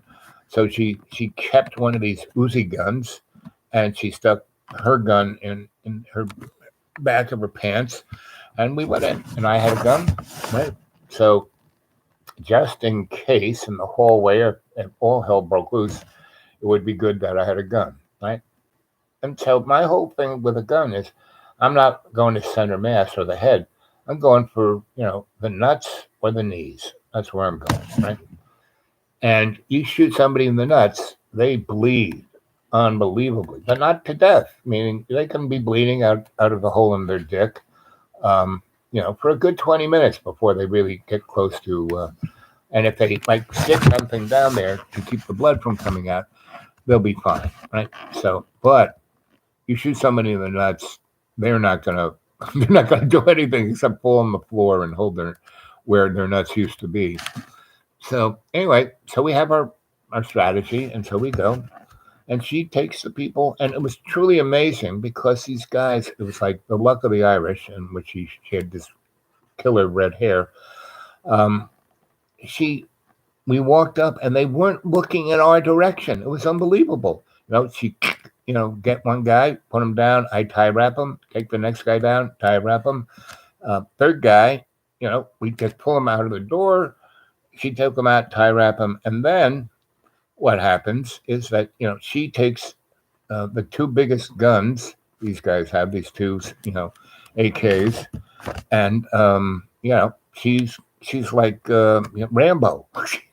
She's got one in each hand, and she's got them up, and I just walk through the door, and I stick the gun I have in my no, I didn't take it in. I gave it to her. And so I walked in again with no weapon, no nothing, just my little badge and my screaming orange and yellow shorts. So I walk in, and they all know me. I said, "Okay, everyone, relax, right? Is there anything cold to drink here? I didn't bring any beer, but it's the wrong day, wrong time, wrong place. I don't know what you guys were thinking, but this, can't happen, right? So I'm gonna send, because the mommies and the grannies and the kids were not tied up; they were just in another room. So all the kids, they're in another room, right? Yep.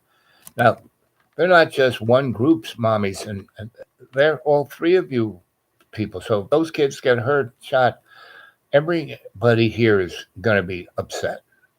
Why don't we get the innocent people out of here? Right? Then we can go from there.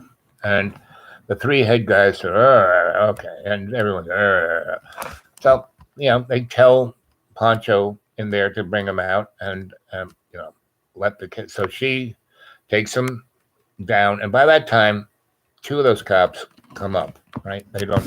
They can't believe what we did. So they just first come to the lobby, find this guy, with, his shorts stuck in his mouth, and he's tie wrapped. He can't get up. He's got no gun. They just leave him there. They come up steps. They find 8 guys in that, that position. And they're like, so anyway, she starts getting the kids out of, and the mommies and the grandmas out of the apartment, and the cops take them down, right? And by that time, she's told them when they bring the kids down to get, the cavalry in here and get them in the stairwells and get the peoples above start getting out of the building, right? Just in case. And to, put, a bunch of heavily armored folk, in behind her. And they brought up her stuff. They put it in a bag. And so she put her armor on, and all that was going on outside the eyes of the guys in there, right? So there's still about 28 guys, heavily armed, ready to kill each other, right? And so this one guy who wanted to pop off, right? He was the macho, just wacko dude, and I'm picking that up. The other two guys realize there is no, the only way to get out of this and get anything close to like a positive outcome for them is that no one kills each other, and that they just go out and the police kind of arrest them, and their lawyers get them out, but within 3 hours, and nothing. They've been in jail half their life. It's no big deal. Dying and losing their business, they don't want that. So anyway, so I'm trying to. So why don't everybody, all of you guys, not these three guys, but you guys, all of your weapons, why don't you put them in the kitchen sink? Everything that shoots bullets, you can keep your knives, but, all of your guns, put them, in the sink. The guys go, and they, all those guys do. And then I say, all right, now everyone, all of you guys, just kind of walk against the wall there.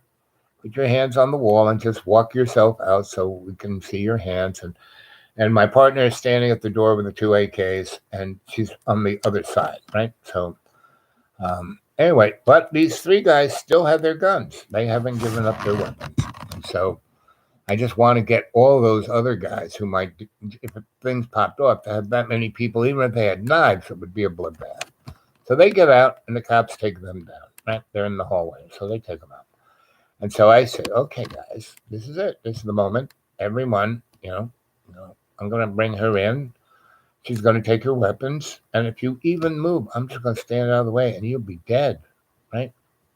Well, I just happened to be in the wrong direction. I should have been at the windows. My back was to the door. And so the crazy guy picks up this guy and was going to shoot these two guys, right? So I grabbed the barrel of the gun with this hand and I push it towards the couch where there was no one, and the gun goes off and it blew my palm off. The bullet didn't go through my hand, it just blew the gas of the bullet. See this little line here? The bullet zipped and didn't even hit this thumb. It just like zipped out that space, and the gas of the explosion of the gun being propelled out the barrel, because my hand was right on the barrel, not a good place to put your hand when a gun is going off. It blew my palm off, and that was a pretty bloody mess. And because I was like in the line of fire, she came in and just kicked this one guy's leg that just, oh man, he's alive. He's still feeling that one. As I don't even think he has a leg for what she did to him. Then she zipped around and kicked the other guy, and then she just jumped on the guy who shot me and just punched his face into a bloody mush, right?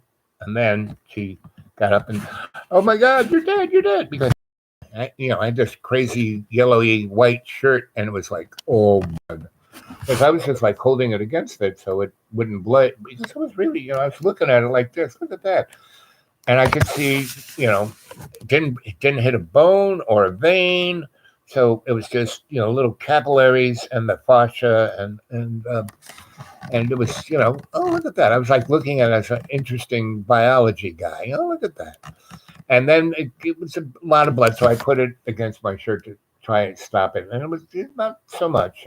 So I was just covered in blood. So if you didn't know what happened, you would think I might have had a shot in the belly or a shot in, I was just covered in blood. And I was wearing shorts. So it's like the blood's all over my legs. And, so I looked a total, like I was dead, And I was losing a bit of blood. And I was feeling a little, but she took those guys out in less than, she took them out in less than 20 seconds. And then she spent a good minute on turning that guy's head to mush. And then she found me, and I was like about to fall over, and she grabbed me, put me on a couch, and that's when the cavalry came in. And they luckily they had EMTs with them, and they went right to work. Stopped the bleeding, put that thing on there. But I was covered in blood, so they brought me out in a gurney, and I was covered in blood. I mean, I looked like I was dead. I was kind of unconscious. I was woozy. They put me in IV and had something in the drip, so I was like going up to dreamy land. And but I was, I could taste the blood. I like got it. It's like so. They got me and the whole thing. I mean, all the policemen, the New York City policemen, and the New York City Housing Authority guys who were in the neighborhood saw that, and I was like, So man, after that, the people in the Lower East Side and that the whole East Side, the 4 precincts there, man, I got a lot of respect. When we would go to court, people we were like the killer team. I took the bullet. She did the deed. Just took those guys out in seconds. And so the New York City police, they didn't really have any respect for the New York City Housing Authority. But when we would go to court, they would be there too. It's we got a lot of respect from the Justice Department, and people were just like this Al guy. I mean, they would just, but look what he did. It's like unbelievable. Anyway, so I spent a couple of nights in the hospital, and then we got we had to be debriefed, and we got a number of medals for it. And then, we were allowed, you needed to, that was a mental, talk about mental strategy. All these people go, oh, my life sucks. So I was made fun of in 5th grade. Oh, and they're like 40 years old. Come on, please. That is not stress. A year and a half of going through what I went, that's stress. That's why nothing bothers me, So anyway, I got out of the hospital. There are a lot, and you come out. Every cop knew me, and especially downtown. Every cop knew me, and that's and so we are in my boss's, our captain's office, and he's telling us we're going to get these medals and awards and da da da, and he's telling us, if you stay in this, you guys are going to go forward. This kind of valor, really, you guys will be captains. And I'm going, I don't. And then he looks at me, and goes, "Well, Al, I understand." He goes, "Listen, I've been told from the Home Office, the mayor's office, everyone says that you can't do this anymore, And then he kind of looks around. There's nobody else. It's just the 3 of us in the office. He goes, but you guys, they're going to make me a commander. I'm going to Police Plaza 1. You guys have sent me there.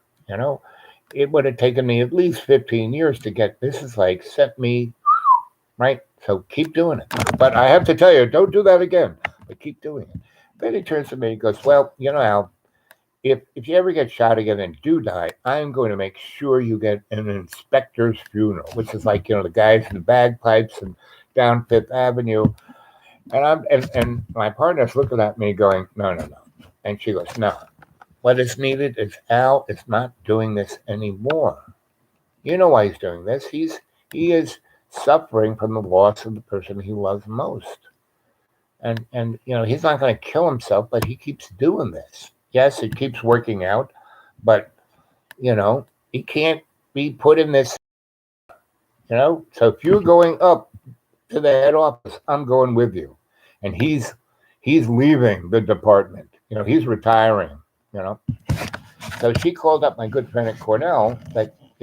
So the nice thing about my partner, she was an amazing, unbelievable, gorgeous woman. And she killed 20 people. No, that's not. That's Lindsay. Anthony, I've been calling you. Okay. So anyway, Um, so we used to, I didn't have a girlfriend at the time for that year and a half, and she liked girls, but she kind of liked boys, but they were such putzes that she really couldn't. So we were, so it was like having family with benefits, and every time she got a little frisky, we would go out, and I was still the disco dude. She loved to dance, and so I would take her out to clubs, and so we had a great time. That was a great year with her. We didn't live together. We were we were, together all the time, but we didn't live together. And so, but we were very sweet on each other, and it was really, and the Greeks used to do that. They used to put, God, being, lover of your fellow warrior was not like, oh, he's a homosexual. No, that was like, day to day things. They understood sex was just a physical thing.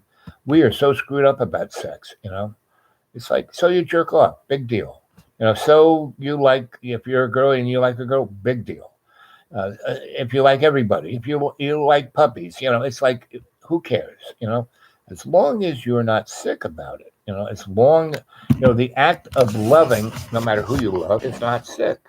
But being perverted, hurting people, torturing them, things like that, that's not sex. That's perversion, right? So anyway, so that's how I got to Cornell, in the back seat of my friend's car and my partner, because she basically, that day is the day that I left, and in actuality, my job was there because helped run this housing authority of our own, right? We took over these abandoned buildings and put people in them, and the city fought us tooth and nail until this one person in the New York City Housing Authority said, we actually have an entity that does what these people do.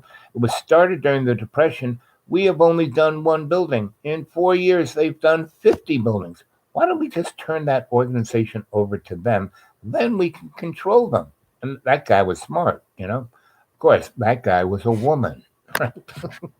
So that's what they did. And part of the deal was that I had to represent as working for the New York City Housing. That's how I got that job. I didn't apply for it. I kind of got like drafted or forced into it, or it was okay. It was like, again, it was doctor do no harm.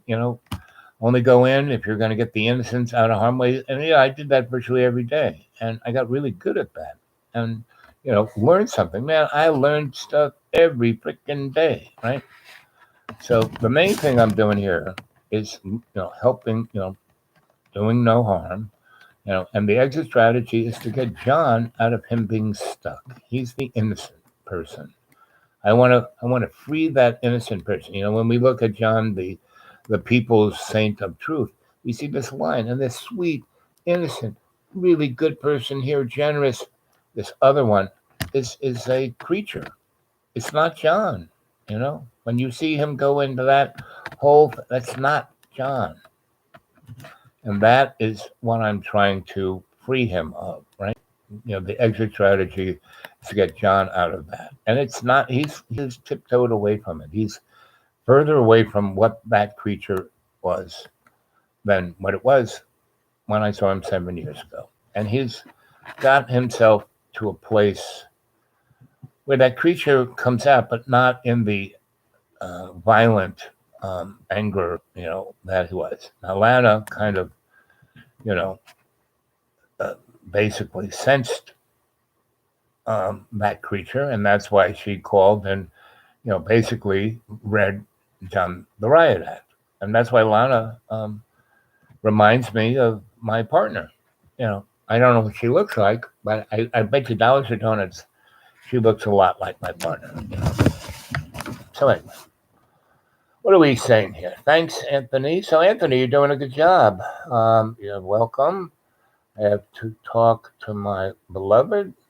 Esoteric, go do that. It's always good to talk to your beloved, Anthony. Al, I mean your area, unlike New York. Okay. Madness. It's called Smoky Mountains. Yes. Yeah. Well, where I am, where the deep green is. I am right between the Smoky Mountains and the Appalachian. And this geologically was squeezed when those mountains were forming and pushing and crushing. There was a mountain range right in between them, and it got squeezed. So it's like an accordion. It's a sawtooth mountain. The mountains that just do this for about 40 miles. So I'm between Johnson City and Boone, North Carolina, right near this lake called Watoga. So you can go on near a place called Butler. Right? I don't live near a town. That's the closest town to me is Butler, and it's really just where a town used to be. When they built the dam, they fucking flooded the town without telling the people. The water's rushing into their houses. I mean, it took some time, but it was coming up the street. And when they lowered the dam to clean the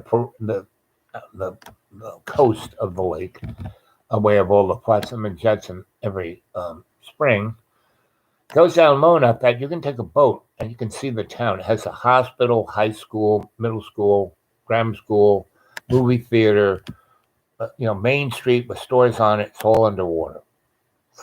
It's very bizarre, right?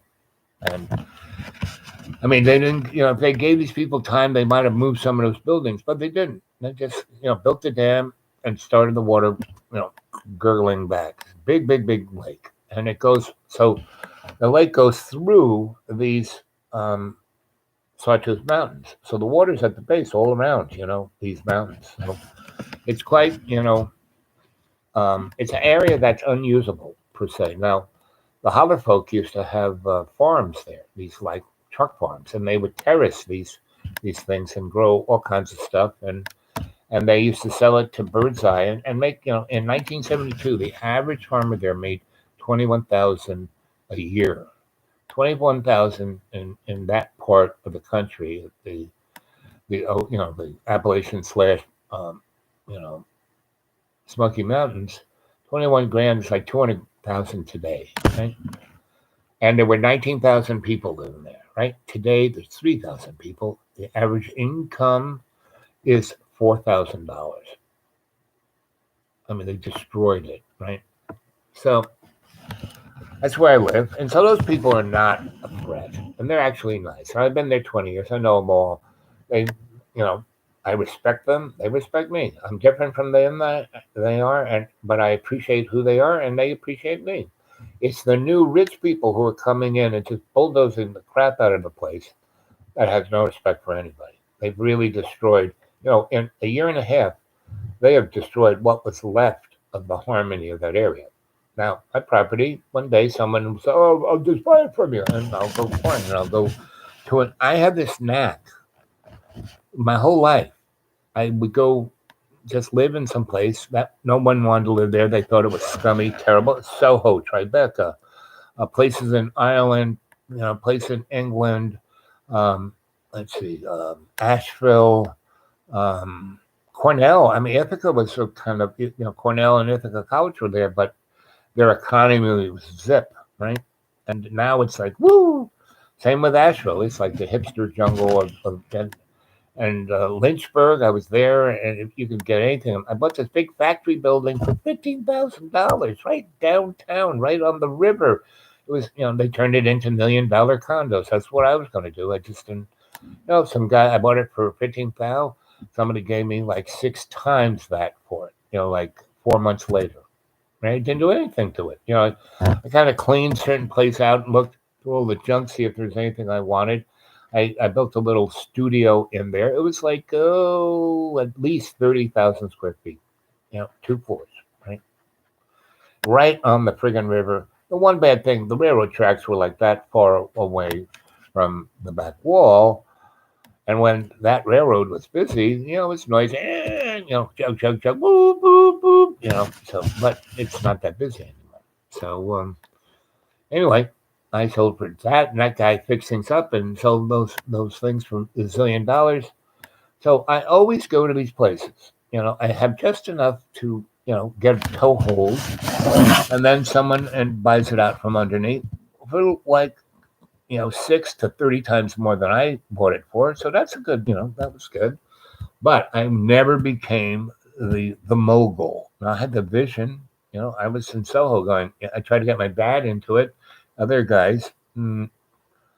Anyway, so that's been my life, and that has been like a good marker of me in that I live like a millionaire, but I just don't have to be one. I mean, if I ever, if I had bought a couple buildings in Soho, which I could have, this one guy on Worcester Street wanted to sell me one of, old guy used to fix his machines, wanted to sell me his building for 30 grand.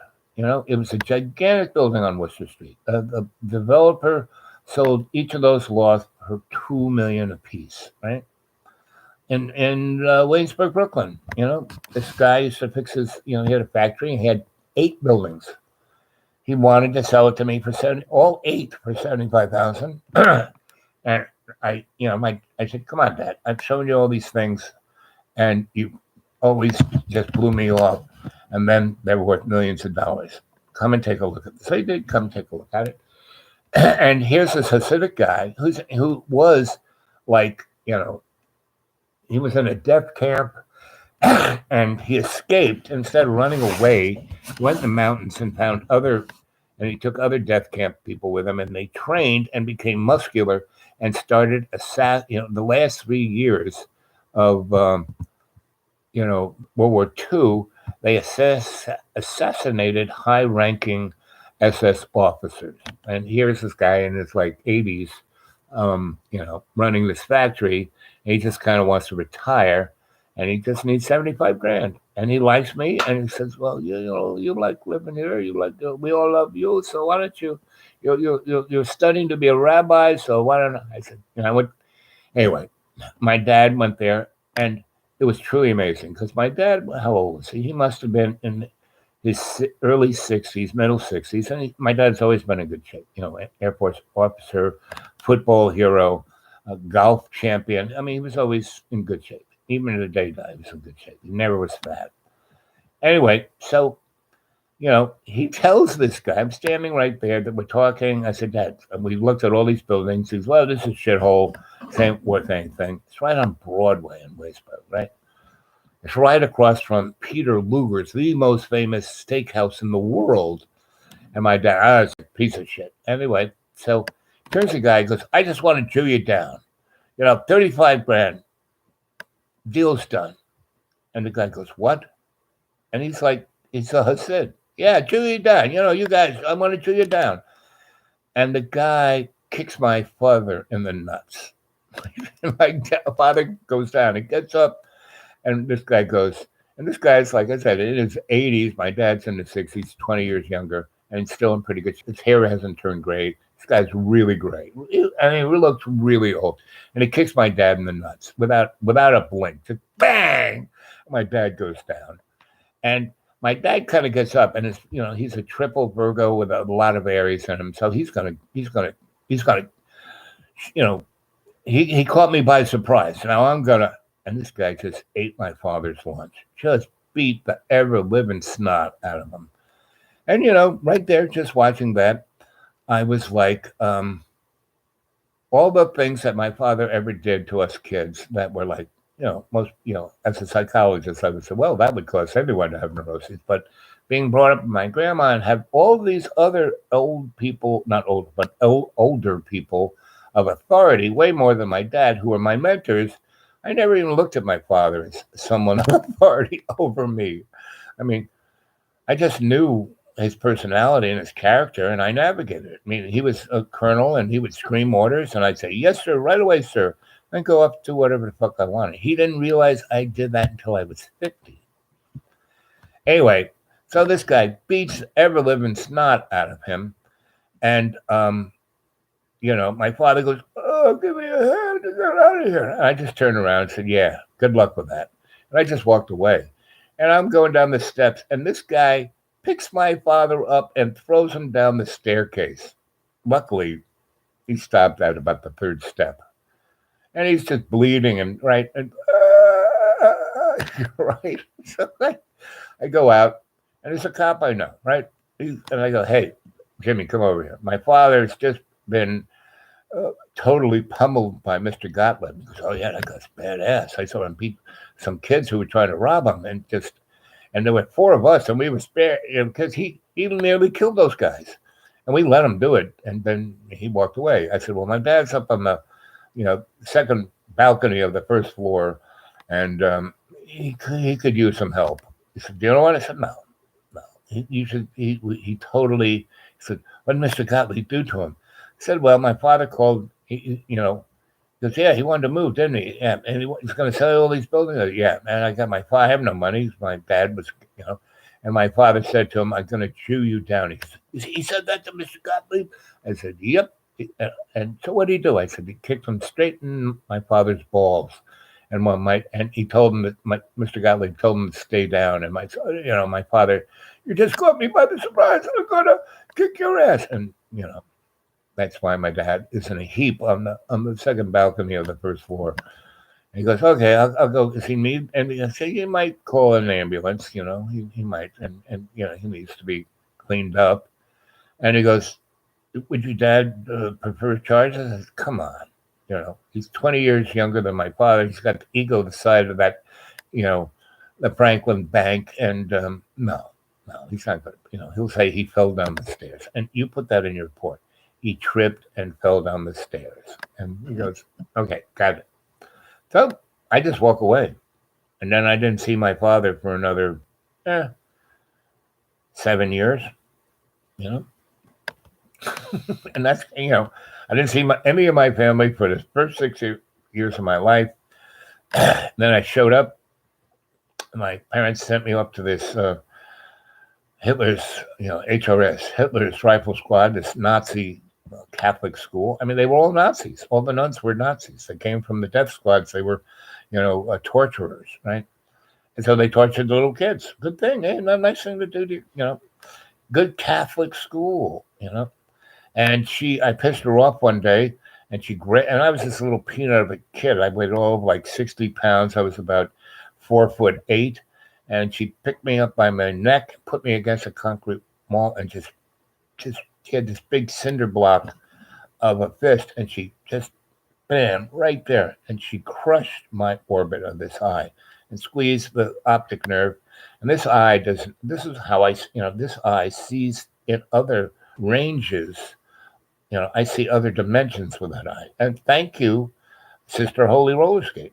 Then she broke my jaw, and she crushed this ear and broke the little, so I don't hear so if people talk to me on this side, I don't really hear them. And if they're going to do that, it's like, I don't want to hear them.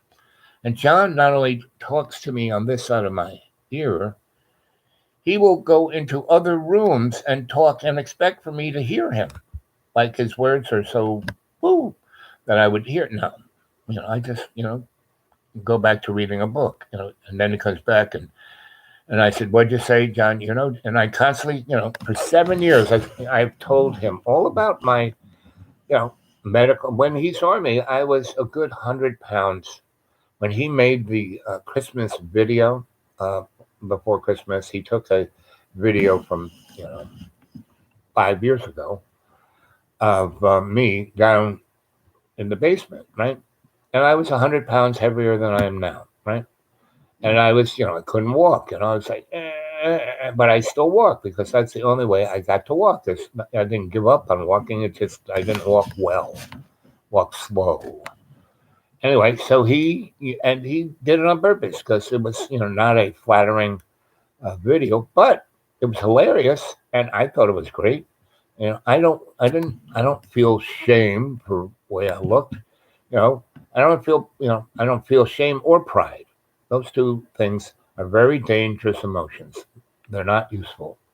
So I don't have them. Right? I mean, I have them, but I don't exercise them. I don't lift them like barbells. I don't wear them on my sleeve. Like my ego. I have an ego, but I don't wear it on my sleeve. I do my best to have an egoless ego, right? So what are we saying here? Oh, okay. So I think I answered that one about the madness. Is it called Smoky Mountains? Well, like I said, the guys, everything kind of south of Boone, North Carolina is the Smoky Mountains, right? South and east, right? So everything north and west is the Ozarks, and I'm right in the middle, 200 square mile, what I call the accordion, because it's there's only two roads in the three counties I go on, and there are all these farm roads, back roads, and then a whole bunch of forest roads, and I live off a forest road. So um, it's seemingly even way it's like seems like 20 miles um, from my front door of the deep green to one of those county roads. But yes, that's if you take this road this way and this road that way and this road that way and this road this way. But there is a road that is less than a Forest Service road that, I used to always have to carry a chainsaw, but I've cut all the trees down that, would, you know, get in that road out of the way. So, but no one knows it's there. And if I take that road, it's only 5 miles to the county road, and it's kind of closer to Boone. If I come out the other way, I'm closer to Johnson City, and so and so that's my shopping. Boone has, because it's in this really tiny valley, and they stuck so many people in there. They have one shopping center where the Walmart's is, the Food Alliance at the other end, and they have about 15 stores in between. And that's a really good. That Walmart's has everything I need, right? Its pharmacy has everything I need. Its its supermarket has all the really good stuff that not every Walmart's has, but this one does. And other stuff. So that's my, so I drive into there, and then at the one street over and up to the main thing, there is a Publix, which is really the high price bread place where everything is super expensive. But what's really good about that place, them and there's also a Harris Teeter's there, and Harris Teeter's and the Publix are the two high price bread places, right? But both of them, their vegetables and their baked goods and their meats, when it's getting close to the, we might have to throw this out, which is when the food is at its best, they, so this clump of vegetables here, when you get it, when it's like not wilting and like bananas, right? They sell their bananas for, what you call it. Walmart sells their bananas for 40 something cents a pound, and Publix is like 80 something. Well, they're really pretty good bananas, but they're and the ones that Walmart sells are like flat. They're like, you want to eat a banana when it's all spotty and mushy. That's when it tastes best, and when it's really good. And I use it to cook with, meaning so I don't need it to eat it like a banana. I make oatmeal with it, and I use it to flavor things, and so when it's mushy, it's at its best. It's very sweet. Anyway, so I don't buy bananas at Walmart's.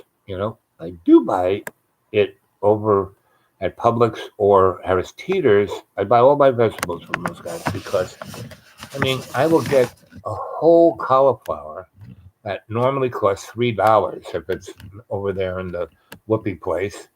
But when it's on the rack, I get it for 48 cents or 80 cents, right?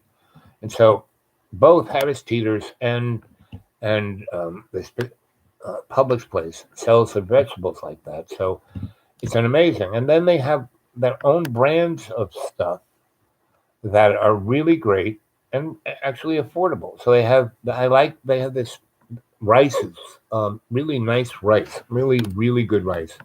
And they have these real high-tech little bags that you clip off the end, you put it in the microwave, turn it on, makes perfect rice every time. And it's good rice. It's not crappy rice. It's really good rice. And, it's perfect. And you can buy 3 of those bags for $2, right, when they're marked, on sale. Normally, they're like $3 a bag, and they have all different ones. So when they have more of this type or that type, that's when there's 3 bags for $2. So they got a lot of stuff like that, and their meats are awful good, and their so Walmart's meats, their chicken's okay. Their frozen fish is pretty good and very. So anyway, my whole shopping is in this 1-2 block area in Boone. That it's all back streets. I come in on a back street, and they have these streets they put in for all these things where the trucks come in, so they don't have to go on the main streets. And the main streets are terrible because they have like 6-lane highways coming in from every direction into Boone that go down to 2 lanes, and that goes into town, right? So you have 18 zillion cars go down to 2 lanes, and they got lights every 3 blocks that aren't synchronized. So to start at one end, on either end of those things, once you come into Boone, to get to the center of town where the school is, or to these 2 shopping areas, or to either one of those streets that you may want to go out on, will take you 20 minutes, no matter what time of day. Just the way it's designed, and it's terrible. But there are these back roads, and it's like, because it's stuck in a valley, there aren't many 2 back roads. So, but they do, and so I found them, and that's how I get around. When I come in off the county road. I take this back road that skips half of where the college is, and I pop out way over on one side towards Banner Elk, and I take this back road that comes off that road, and it goes right into where the back of Walmart's and this other places, and no one's on that ever, except the people who live off it. So anyway, that's why Boone is my shopping town. Has no restaurants. It used to have a nice IHOP that I went to every time, and nothing else. So I go there to shop. That's all I do. Get my whatever stuff I'm gonna get at a store, and I don't do that more than twice a month. Right now, I also have a doctor there that I see. Right, and they do have a pretty good hospital, and I have, and they are way closer to me than any place else. I mean, they're 24 miles, and what you call it? What is it? Empire City? Oh, no, Kingsport. Kingsport. That's a good 40 miles from me. That has a pretty good hospital and doctors. Johnson City, because it has ETSU, has pretty good hospitals, but they're 32 miles from me. So these guys are 24. So, and they have cheaper gas too.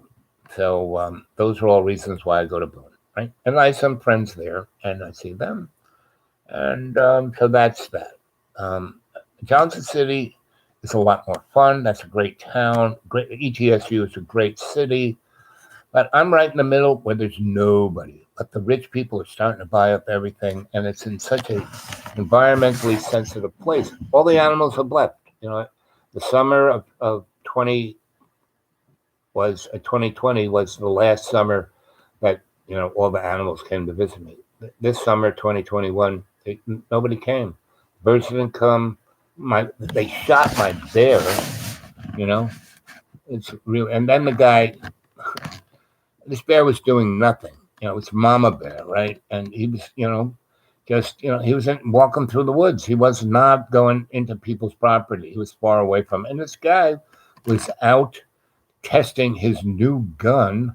He had an AR-15, and he didn't shoot around yet. And this bear was like, not coming at him, not being mean. Just he was like walking away. Kind of their paths closed, and the bear just kind of turned his butt and walked away. And this guy ran after the bear with his gun out, and the babies were there. And the mom turned around and said, like, no.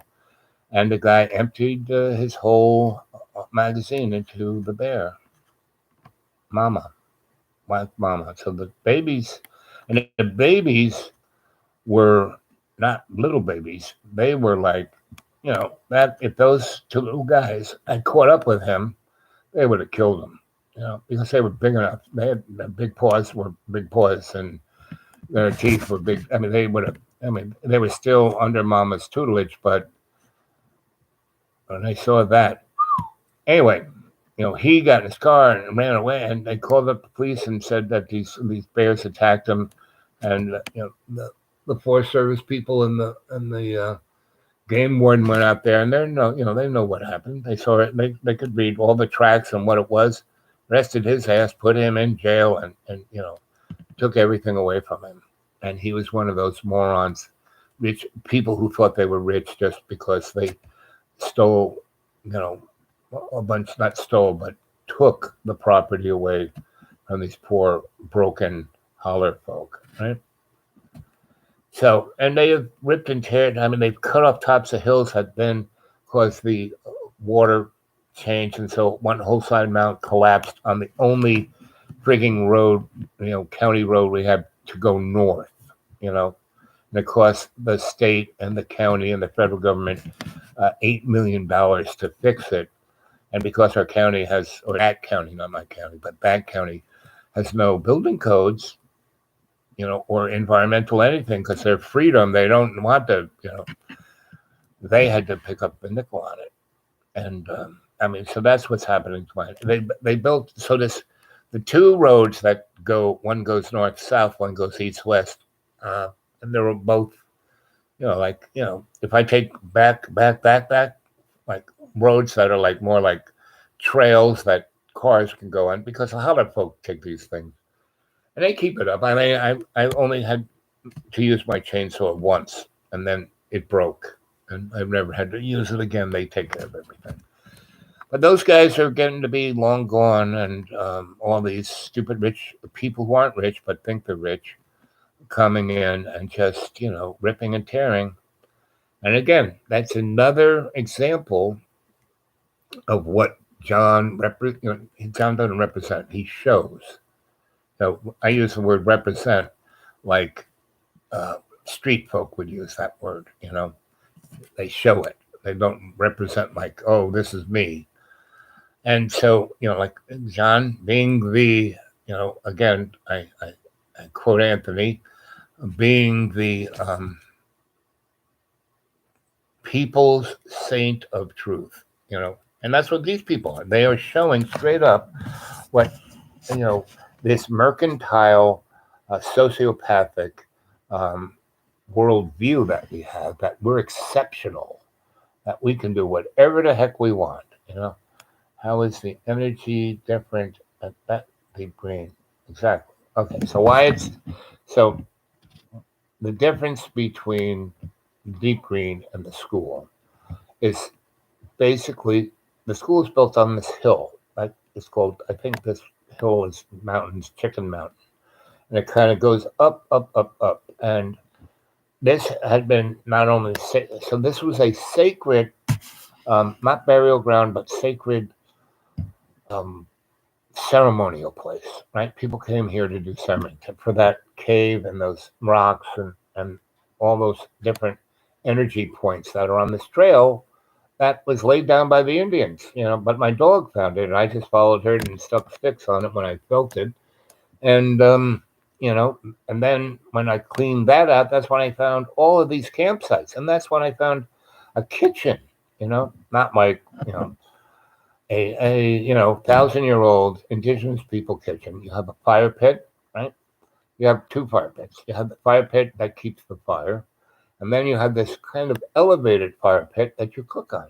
And you will find usually a bunch of rocks that, when they were back in the day, were a table, right? But it's not like, rocks. It's like somebody put those rocks there. And when you dig into the ground, you find all the bones and grass and trash. And that's, that's what archaeologists and anthropologists do. They go to a place where there are things like this, and they dig around. And they also go to what would be considered a garbage pit. You find more information, anybody's, even today. I mean, they're going to be digging through our garbage pits, looking at to see what we are, because that's how you find out about it. So that's the school.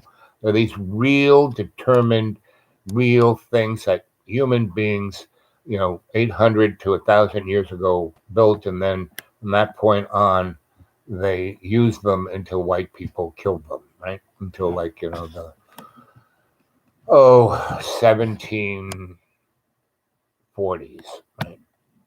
about the time of Jackson's Trail of Tears, right? And so, and this area where I'm at, this and the other one was considered the West, back in the day. When I'm going west, they'd be going to Arkansas or Tennessee or Kentucky, And anyway, so the difference between the school, so this is, definite stuff that's in the ground that's coming from from Gaia. It's like when I say, Father Sky, Holy Spirit, Mother Earth, hear our prayer. Father Sky is the prana, right? Coming from sky, right? Coming from the celestial energy, right? From the sun and everything else from the sky, right? Mother Earth is Mother Earth, and that's where our chi. Whenever you hear anyone talking about chi, it's your grounding into Mother Earth, right? So the energy that's in the school was put here by Father Sky, Mother Earth. And the utilization of it as a ceremonial site, with respect, is Holy Spirit, because we are the Holy Spirit. We are spirit. We don't have our bodies are not who we are. Our soul, not who we are. Our soul is a server, an energy receptacle that takes the experience from all our lives and stores it into what is called the Akashic record, right? So that's what that is. Our true essence is our spirit. That's in our sanctuary of our choosing, our higher self. And that's where we are in not only communication, but co-creation with love all the time. So when you go into state, you go into your Akashic record, you see what has been, what's in the server, and then you go through, there's the 9 doors to your right. The one that's open goes straight to your sanctuary, and you get to it. You walk through that door, there's some steps that go over a bridge, and that is your id. When you come down the steps, you walk into your sanctuary, your superconscious mind. And if you read Robert Burton, he's got this great book called Wisdom of the Overself that describes all this extraordinarily well, right? And what he does so amazingly is that he uses the lexicon of virtually everybody, Christian, Jewish, Muslim, Hindu, indigenous people, Asians, it's you read that book, and it's translated in everybody's language. It represents right into your cultural zeitgeist, right? So, and I studied with him at Cornell back before I was there as a itinerant scholar. So, and he had, when he was there in the 60s and he wrote that book, and I think he might have been there earlier, but I think he died in the 80s. No, maybe he died in the 70s. I'm not quite sure. You'd have to look that one up. Let's see what Mr. Google says. I love this because I can do this. It's just so much fun that I can just, and I love it because I used to be in this library. And there are all these people. So I was I was there as a scholar, and I was working for somebody else who was giving that institution a ton of money. So I had total access to everything of this amazing library. And so all these scholastics, well, why does look at him? He's like looks like a bum. What's he doing? And so they would give me a hard time. And in this library, they had a nice coffee shop, right? And I would sit in this one lounge chair, and there were tables with chairs all around it. And there was 1 or 2 lounge chairs and a table there. And I would go there. I'd always go there when there was nobody around. I knew the lady who ran the coffee shop, and she knew exactly what I wanted. So she saw me in. She knew I'd be back in 20 minutes or so when the crowd would be gone. So she would have everything ready. I'd just walk in. She'd put on a little tray. I'd take to the table. I'd drink if I wanted. I wouldn't pay right then because maybe I'd want a sandwich or some soup right. So until I got everything I wanted, and I was there every day. I was working in the reserve. And so all of these, tenure or chumps wanting to be tenured professors would come in with like Stump Al, right? And so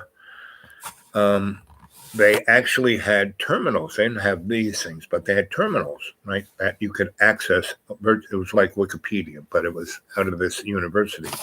And you could type in a question and it would spit it out. So that's why I like this, because they would say, ask me a question that was like Stump Al. I would give an answer, and they would go, "Oh, you don't know what you're talking about." And I said, "Oh, really? There's the terminal. Type it in." I wouldn't even type it in. They would type it in and would come back what I said, not what they said. And they were like, "Ah!" I love doing that. That's my ego. That's my pride. That's my but I try to validate it by being a cheeky monkey. Not mean, not cruel. Just that's what my grandma used to call me. Woodsy Al. I mean, little devil. Right? Whoops, hit the wrong button. Sorry about that. Paul Brunton, Wisdom of the Overself, Wikipedia. Yeah, there it is. Wisdom of the Overself. Let's see what it says. Oh, they want $11 for it. Oh, there it is. See? That's what.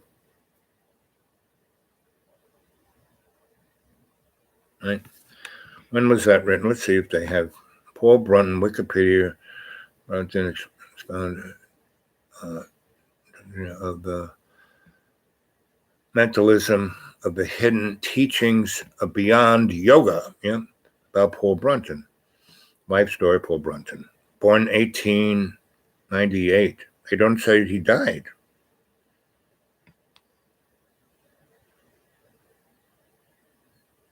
They just have a little slash there. Oh, 1981. Yep, I thought so. So I was there in the late 60s, right? So say, oh, I can make it bigger. Good, that's good. I can read it now. Went to India, was domain nationalistic religions, MYOPIC religions, really willing to entertain dialogue with any faith.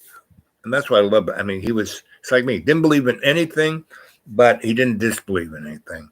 He was totally respectful to everyone. He was an amazing guy. And he had gone through, he was up there in Tibet during the Japanese War. He was in Hindu during the, Indian Revolution. It was like, this guy was there. Yeah, there he is. And he didn't have cancer, but he was a Tibetan monk, So, and that picture was taken about the time I knew he looked like that when I studied with him. And so he's teaching at, at Cornell College. And he'd been there for a long time, and he had a chair, in his name, right? Or someone's name, but it's getting toasty. Ugh. So, so he had these students, people like me, would study, but they were matriculating. I just came to visit and stayed about 6 months. And in the 60s, it was like one of the hubs. All the mystic people from India, when they came to New York and DC, they would come to visit Paul. He knew them all. And I went up there with my friend Hallie, who was all these mystics. When she was a little girl, her father was in India. She's English. And he was there as an astronomer. And there were certain astronomical things that were happening in the sky that you could only see best from India. And they had no, it was like they had a lot of people, but there were places where you could set up on the mountain. They had no pollution, no light, no nothing. You could see things really good. And so she was born in England, but she went there when she was like a baby with her parents. And, or she might have been, I think she was born in India. But anyway, but they came from big time, not, like dukes and duchess kind of people. So she definitely was English, even if she was born in India. But anyway, she stayed there until she was 11, when they sent her back to, go to private school.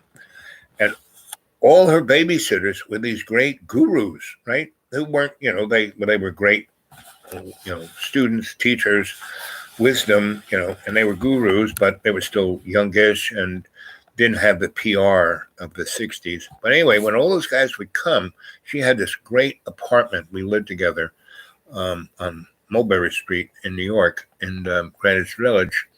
And we were like the first Harold Moore. She was 88, I was 19, right? So I met Paul then, because he came to New York to be with these guys. And then like 10 or 12 years later, I went there with Hallie.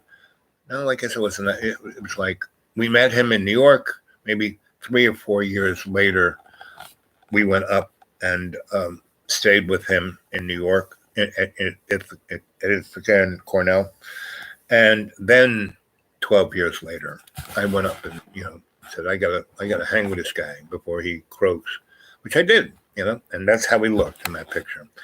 And he had all of these students for 40 years who would come and study with him, and he changed. He was like the guru. He changed them, and a good portion of them didn't go on and like become captains of industry or go do what they thought they were. They stayed studying and then became professors, and they started a commune called Wisdom's Goldenrod.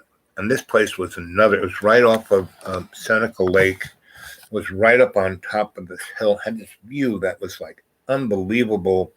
And again, the Iroquois Nation, this was one of their more sacred places. And they knew Paul, and they gave him that property to start a commune of, because he was totally into indigenous people's religions. And the guy, Grandfather David, that became my grandfather when I was in there. So I met him again when I came back, like in the late 70-ish, late 60s, 70, 71. Oh, when was that? No, I'm not quite sure. It was definitely somewhere in there, somewhere between, I guess he died in 81 or so, somewhere maybe closer to 81 when I went there to study, be there, part of it. And so anyway, that was me in Ithaca. And so I spent, first I went to, Cornell, I worked there, did that work for this guy who looked at things for people. And that's where I got into the trade of being the itinerant scholar, was working for that guy. And so I lived there. The first 6 months, they gave me a nice little apartment in Cornell, in the school itself, which was nice. And it was right next to, Cornell has an amazing collection of art, right? So I'm an artist. I'm schooled in art history and all the rest. And I loved hanging out in that place. And the guy and gal, they were a team of 3 that ran that place. And then they had a big crew of folk, restorers and framers and people who set up stuff. Anyway, so I would still be in Cornell if it wasn't for the lake effect. Meaning you'd get up in the morning and I'd go to work or teach a class or take a class or do whatever I was going to do that day. And I didn't teach there. I lectured there, right? They had lots of openings for lecturers. And once I, got the sweetness of my boss and he had like a cadre and all of the people who were Paul Brunton's guys, and a lot of them who were teaching there remembered me when I was younger, when I came up with Hallie, and then 10 years later when I came up on my own, they remembered me. And so there was an almost instant community that was great. That was amazing. Open and smart and brilliant and fun and being the best we could be. Everyone that I was involved with at Cornell was of that nature. And I'd still be there today. They love me. I love them. And I was involved in all kinds of things, not just in Cornell, but the city and the counties and with the Iroquois Nation. I helped them.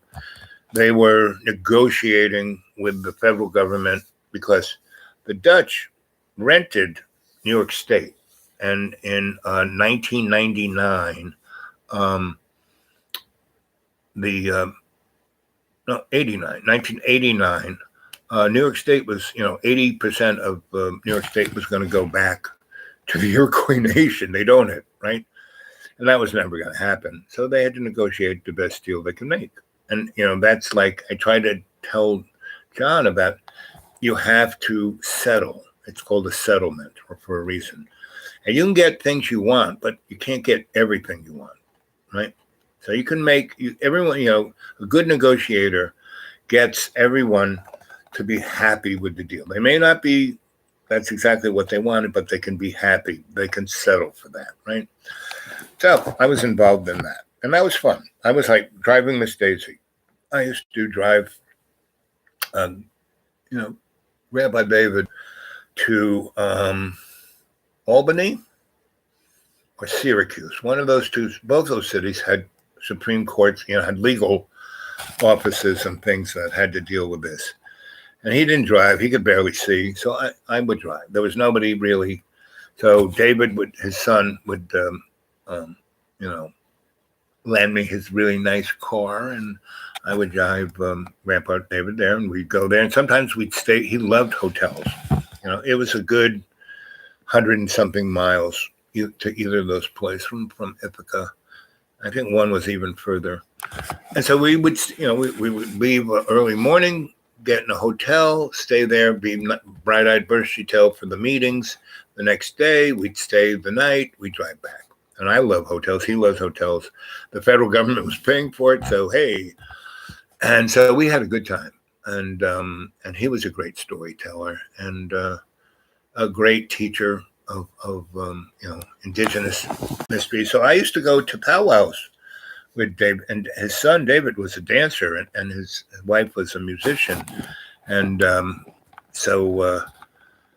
his wife was Irish, but the clan took her in as their daughter, and so I remember coming in, and I'm a white boy. I mean, and she was Irish, like they call it Black Irish, so she actually looked more,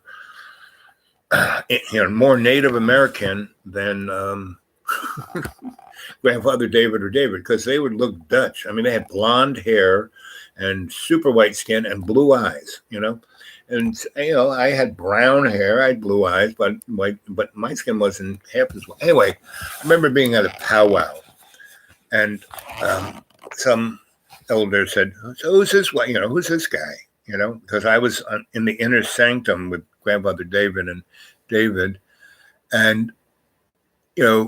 kind of did a spit take, and Grandfather David said, "He is my blood godson," meaning like David. I'm older than David. That's like I'm his. So everyone's kind of going, "Okay, he's the chief of the Iroquois Nation. Okay, we shouldn't even ask him that question." And then they got to know me, and it was not a problem. But so I went to a lot of powwows, a lot of AIM meetings, American Indian Movement, right?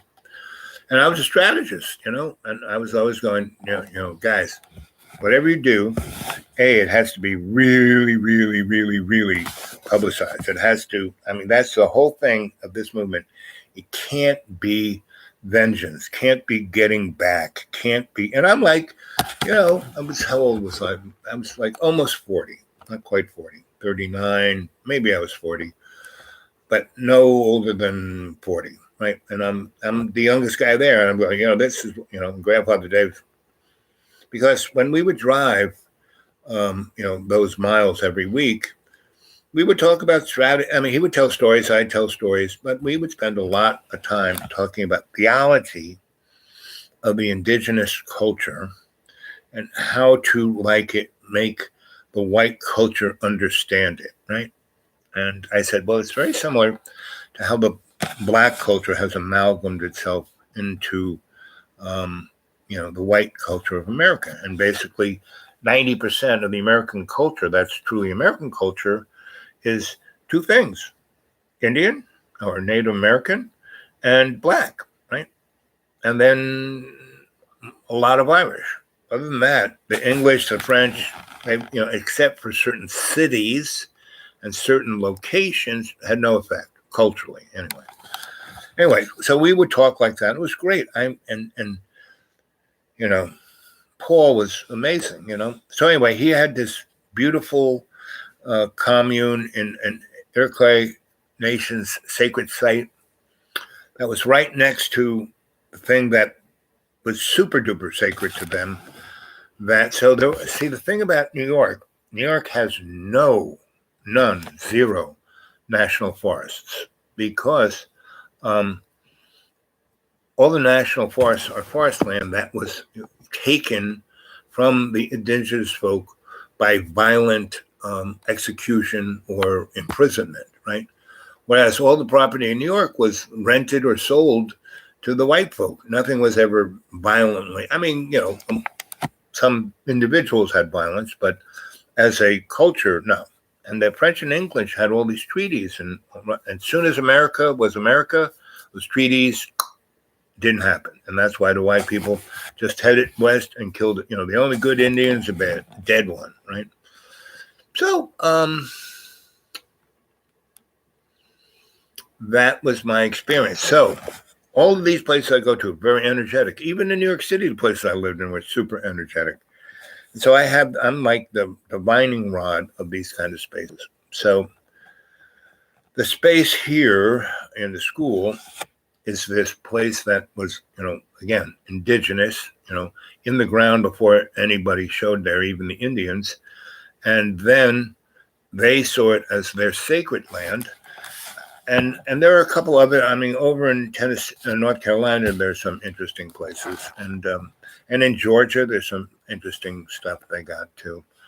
But this is the one I lived on. So they made it into a ceremonious thing. And like if you study anthropology or archaeology, there is a whole way you dig things up and you're looking for certain, like a kitchen and a this and a fire pits. Anyway, my dog found every one of them. And I kind of unearthed them and saw that they were no more than 200 years, right? It's not like super duper ancient, like, oh, I shouldn't touch this. But if I could use it with, I went, and when she showed me that cave and I went in there and that energy was, basically the message I got was, glad to see you, really happy you're here. You are one of us. You can use this. We know you're going to be respectful and put it in the right space, right? So I did. I made that path. I put all these, campsites. So when my students would come, they would be sleeping right on these really super energetic places. And that's how you teach people about mysticism. You put them in the energy. And then they have an experience that isn't tainted by my telling them what their experience is going to be. And that's one of the problems with a guru is that they do that. So real guru allows the adept to experience it in a way where they're saying, okay, I'm going to put you in a place where you're going to experience this. I'm not going to tell you anything about it, but I got your back. You don't have to be scared. And then we have questions and come and ask. And that's the mystery school way of doing things. Anything other than that, it's like, forget about it. All these like people who, Tony Robbins, he runs across fireplaces. No, it's like, no, sorry. He's an interesting guy. I met him. He's definitely an interesting guy. And his heart kind of is in the right place. His ego's, pretty big, and his, need for power and money. But he's getting older. He's changing, and that's good. If you get older and change, it's like me. I'm changing all the time. I'm not the same dude I was. Let's see. It is cold, Smoky Mountains. Yeah. How is the energy different? Well, let's say, okay, so I pretty much described this place, right? The deep green, well, I call it the deep green. The energy is 1 trillion times stronger than this.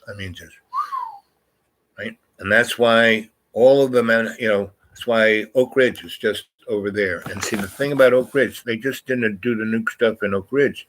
You stick a protractor in the middle of Oak Ridge, and you put a 600-mile circle around Asheville.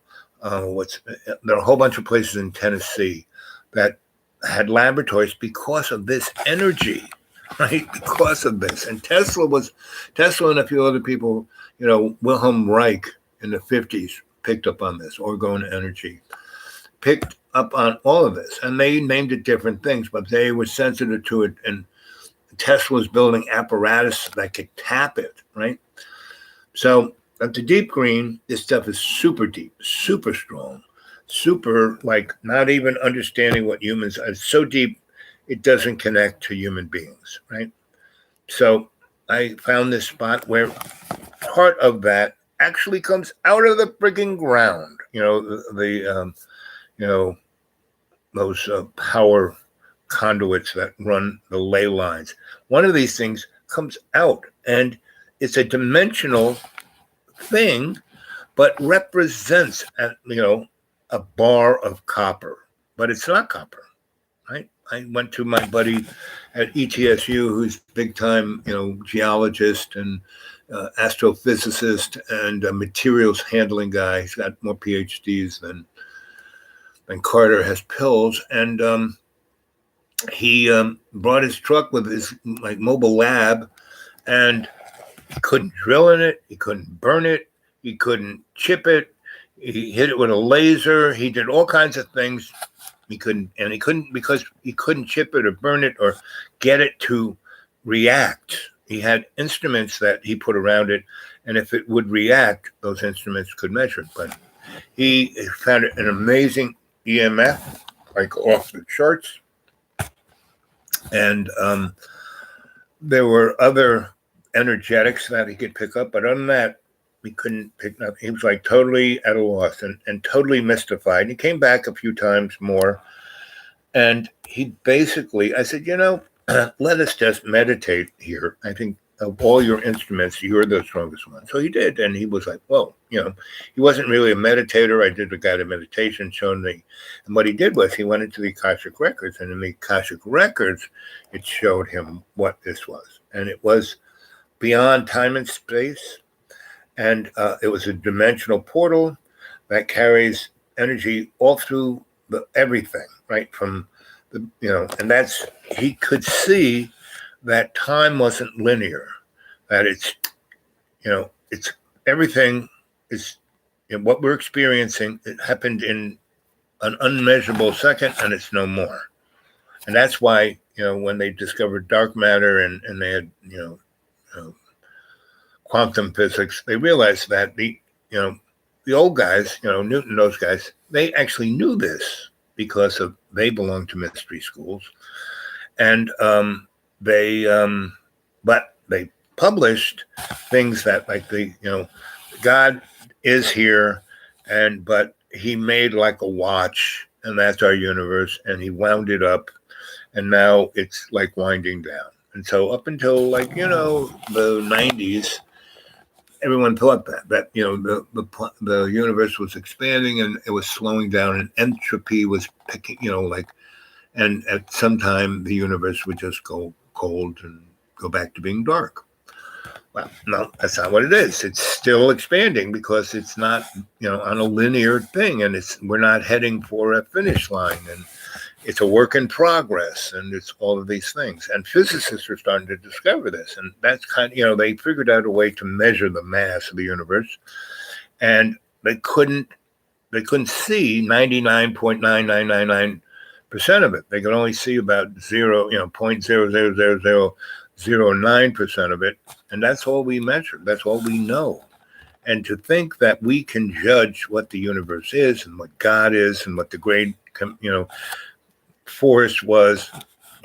So anybody who's, and again, our, people's saint of truth, all he does about is the Bible, and this is the truth, and he's never even read it. I went to school to be a Catholic priest. I read it in Greek and Latin, and then I went to be a rabbi and read the Torah rolled out in front of me, letter by letter. That's how they read it, because it's a code. And John, I don't even go there with him. I try to, when he says things that are just like kind of get him in trouble, I said, well, John, what about this? And what about that? And then he gets confused. I don't want to, and runs away. Right? That's what he does. He gets confronted, reality is finally, the veil is lifted. He sees, he doesn't want to see it. He runs away or screams at you, blames you, and if he can't blame you, he blame his parents. And that is what our society does. Not just the people's saint of truth. That's why things are so screwed up. And that's why 2022 is going to be pretty interesting, because a lot of this stuff is just, it can't be held back anymore. And they're going to try and scam it, like spin it. And it's this stuff, truth you can't spin, right? I mean, when you look at the people's truth, people's saint of truth, it's he lays it right on in front of you. You see it, both sides, just as Joni Mitchell said, both sides now, the good, the bad, the ugly. Let's see, what else is it's called? The Smoky Mountains. How is it energy different? So did you get that, Anthony? The school was definitely a psychoenergetic place of representation of Gaia, right? Big time, right? You can feel your chi here, right? And then the Cherokee came here and realized that and built a place of sacrament, right? And George built this place as a temple to his ego, but it's still, he didn't realize that this power had a power over him. Now, Inga did. She knew it, and she was great. She knew stuff, and she didn't have to prove anything. And that's why buying this place was such a great thing. Meeting her again here and then having let's see. She probably died in 88, give or take, maybe before 2012 or maybe before 2008, somewhere between 7 and 12 she died. And so I came here in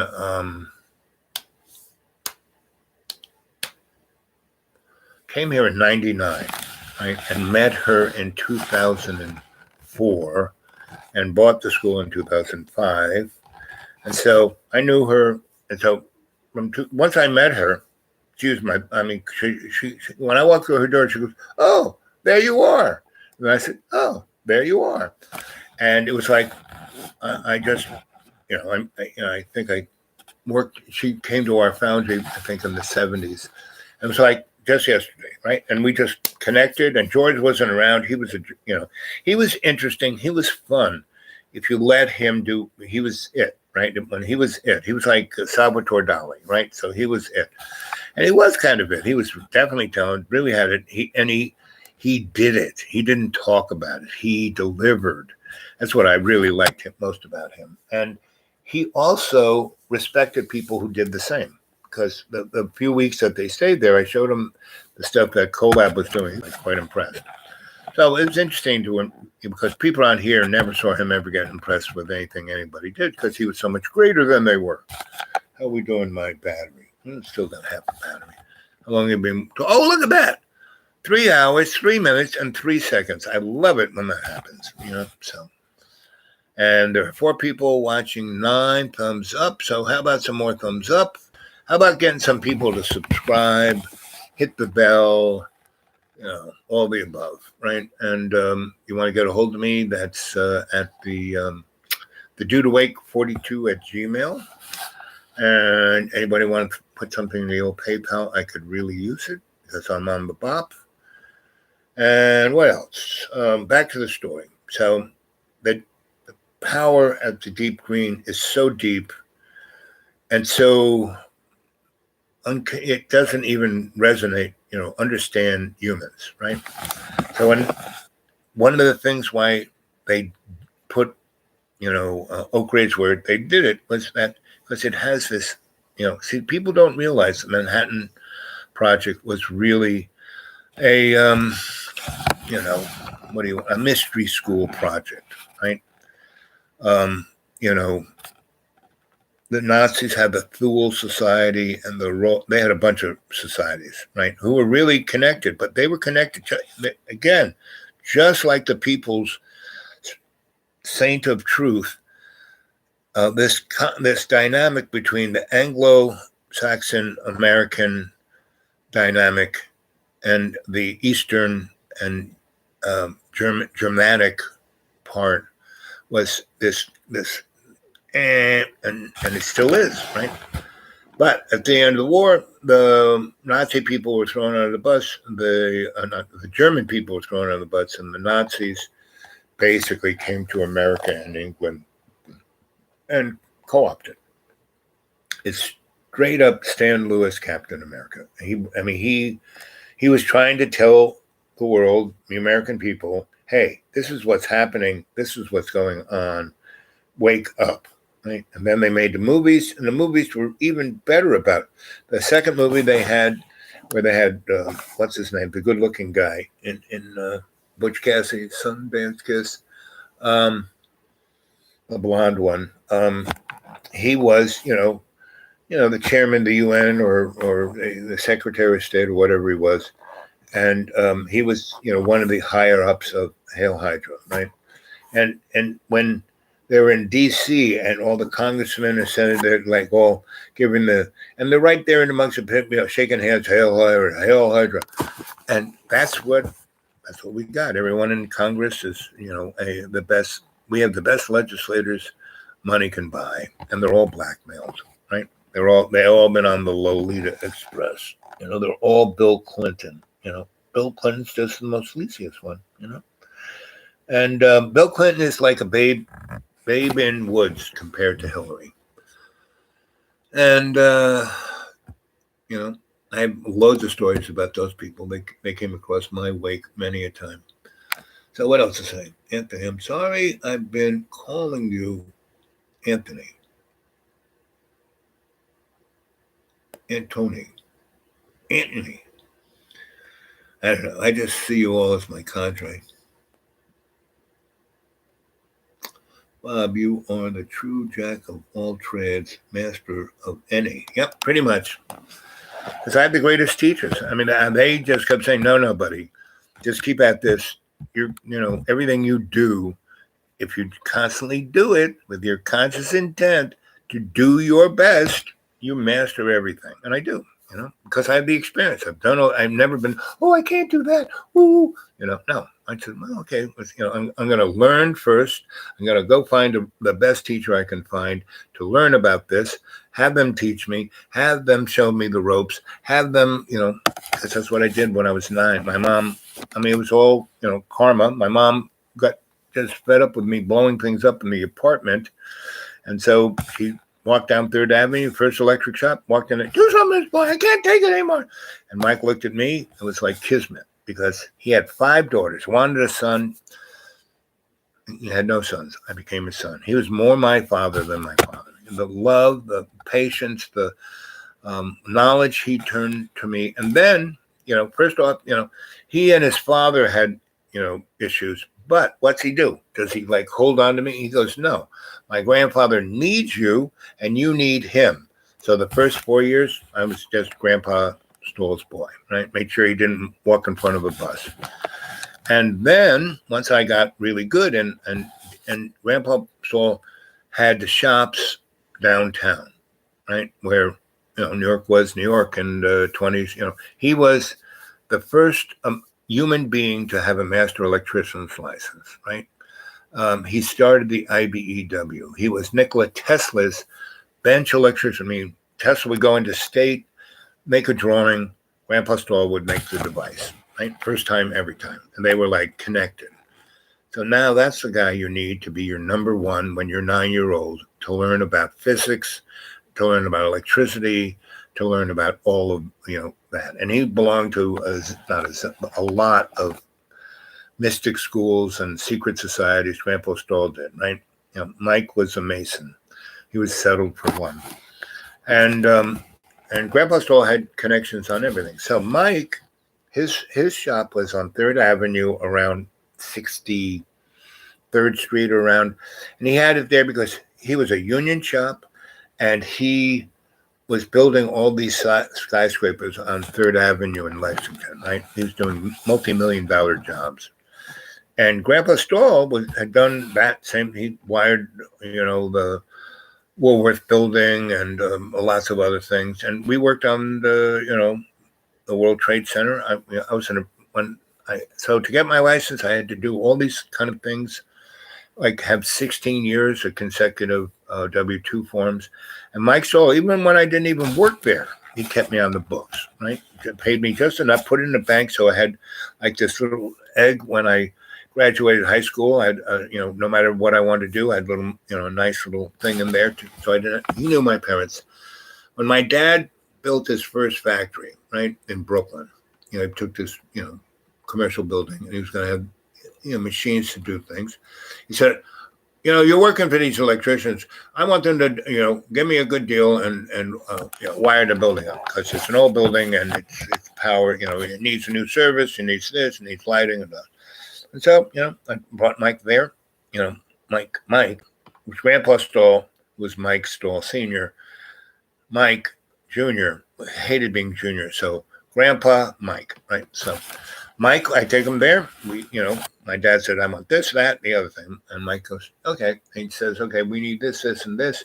You tell Charlie, which was the guy. So there was two shops, the ununion shop that Grandpa had, and we worked on all this crazy old shit that was like down in the Wall Street area, in the Tribeca area, the Soho area, up to, Greenwich Village, right?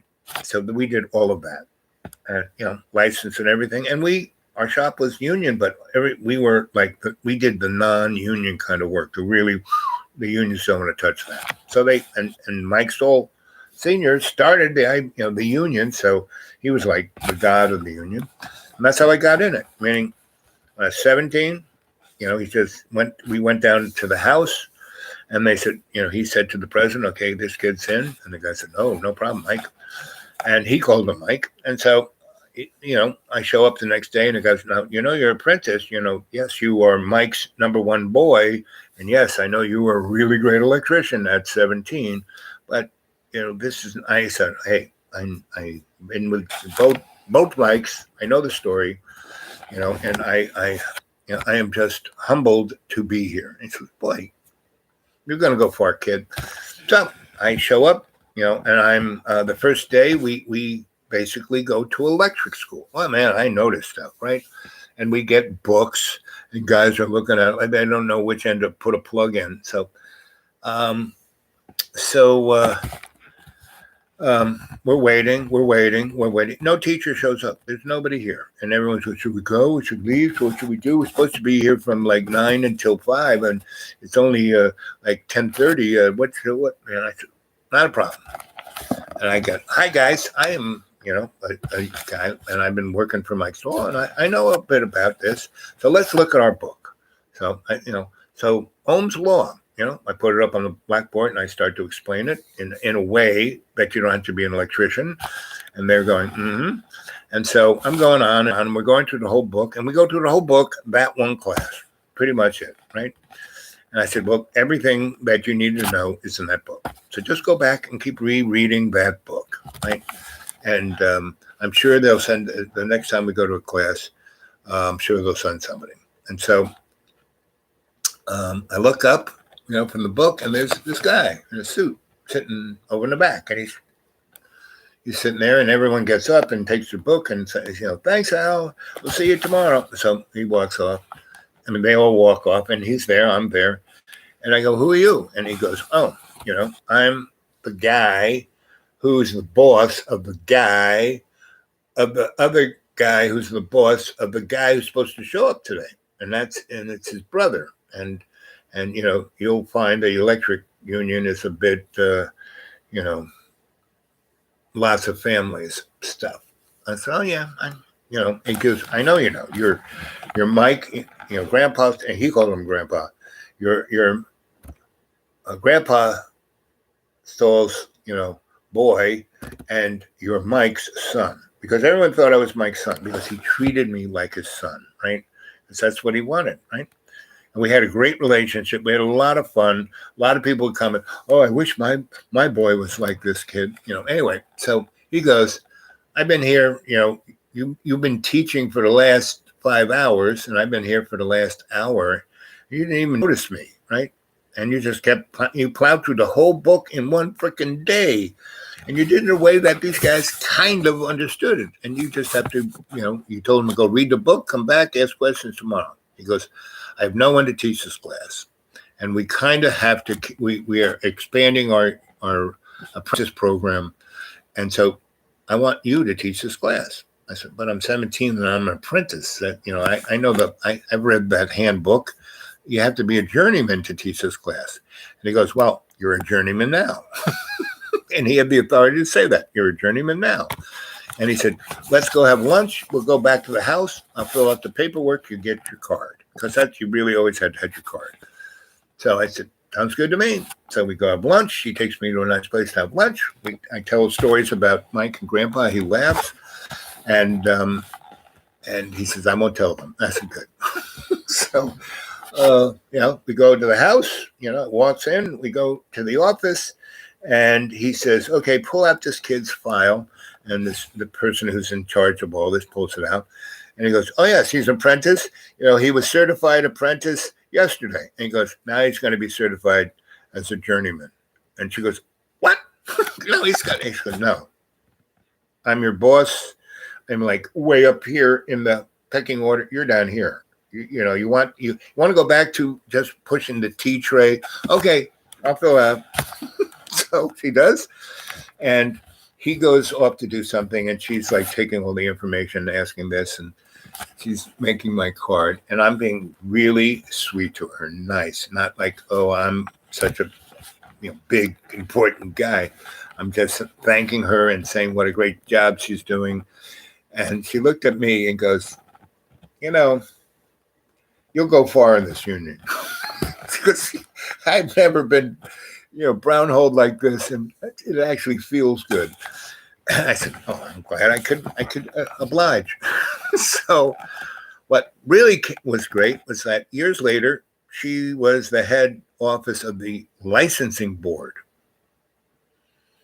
So that was a good person to be friendly with, right? Because once I got my license, when I would fill out paper for jobs, she just had it all there. I would just give her the bare thing. She just I wouldn't have to go through it.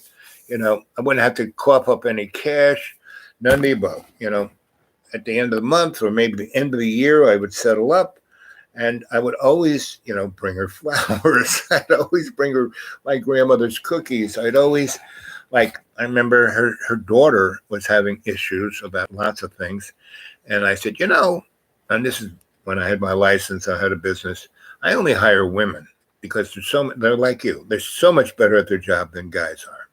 She goes, you're still doing that, aren't you? I said, of course, come on. You think I'd give that up?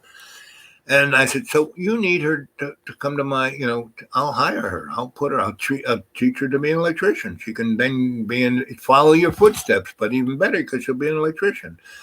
And she was, will you do that? I said, of course I'd do that. And that's how I navigated all the bureaucracies of New York City.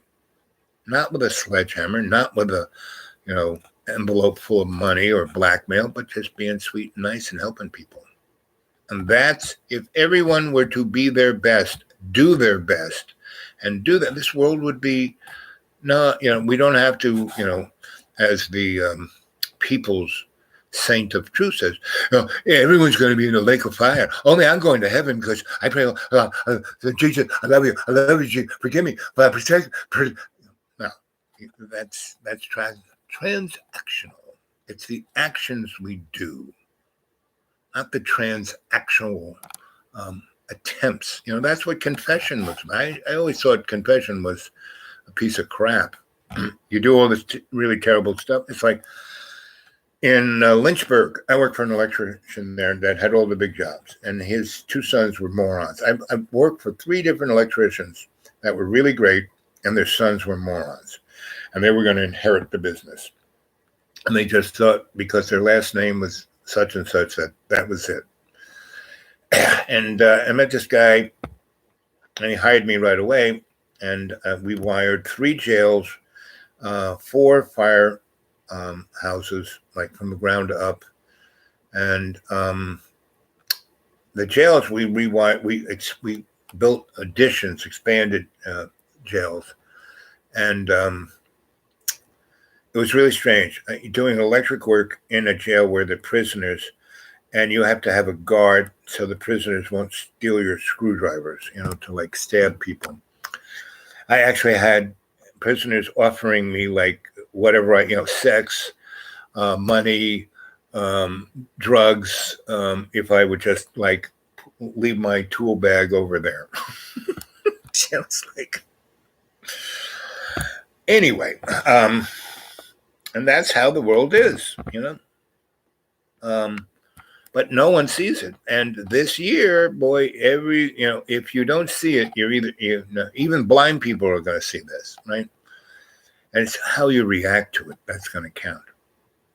Because, what the People's Saint of Truth says, it's, when it's when you die, you just go to sleep, and then, Judgment Day will come. I mean, no, that's not quite how it works, John.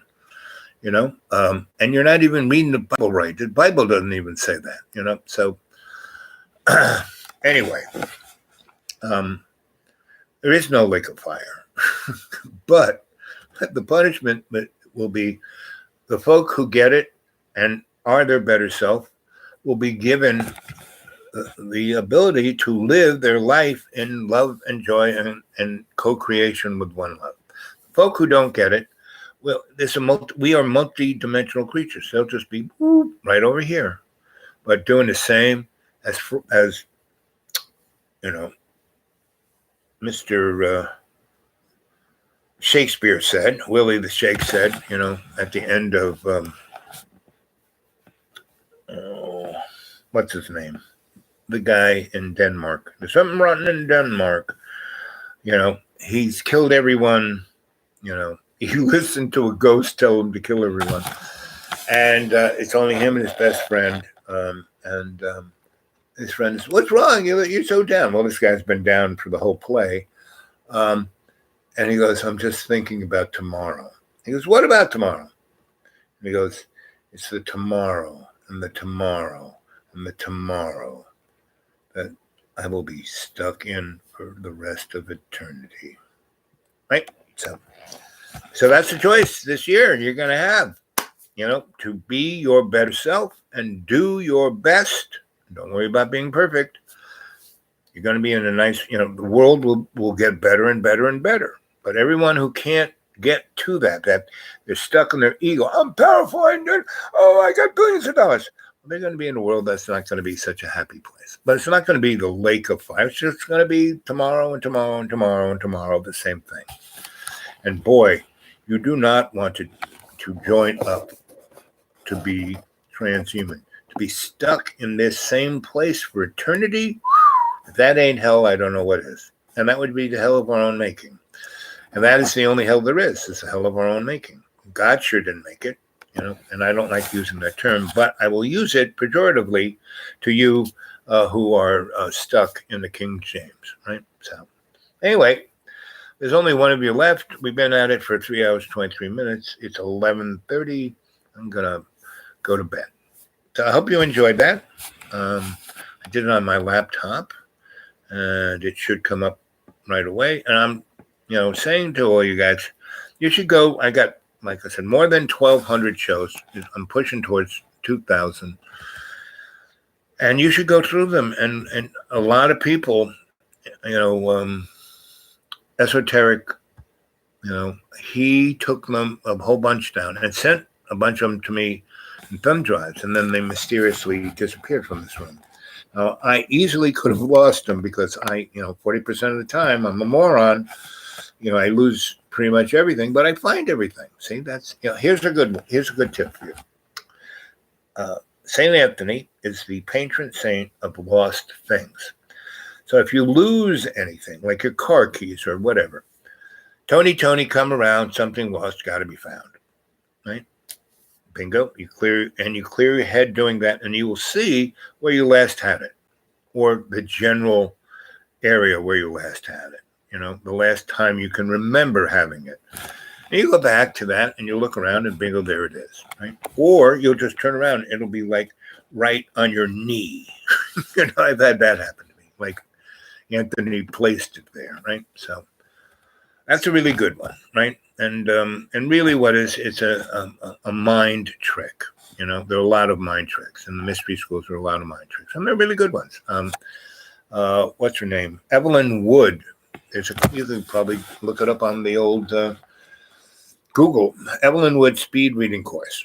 It is totally a mystery school technique, right? How to remember everything, how to have a photographic memory when you don't have a photographic memory. And so Evelyn Wood teaches you read the book 3 times. First time, all you do is take each page, however many whatever it takes to go page, and you look 2 pages, and you just visualize yourself as your eyes, your brain is a camera. You close your eyes, click, shutter, right? Next page, click, shutter, next page.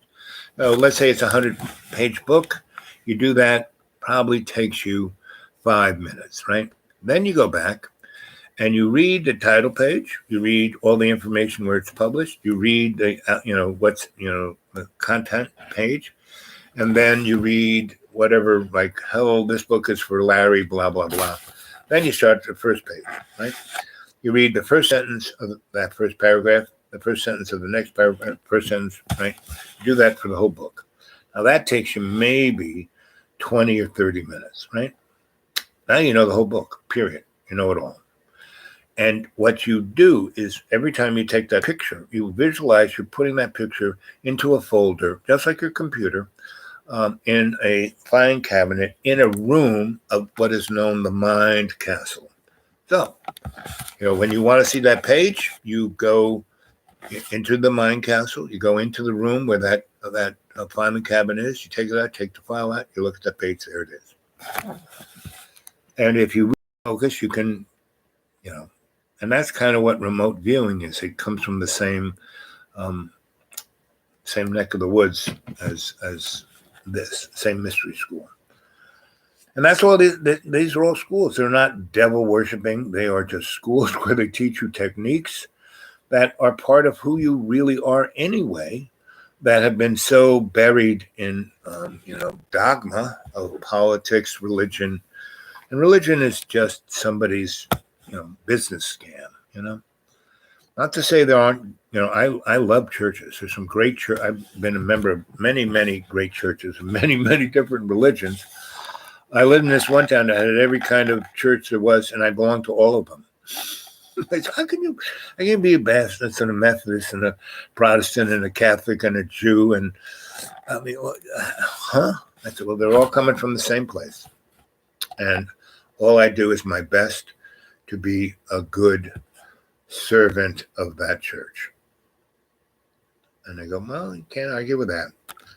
So, anyway, so there we are. And I think, and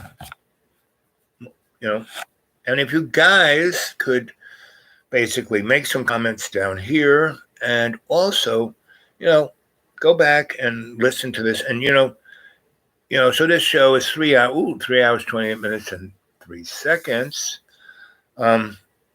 You can put your, cursor, your mouse on that little red line and then just move it along, and there's a little box, and there'll be pictures of me going, right? And if you kind of go into state and do this, and moving from one end of the screen to the other is like all of, if you do it semi-slow, maybe it'll take you 10 seconds.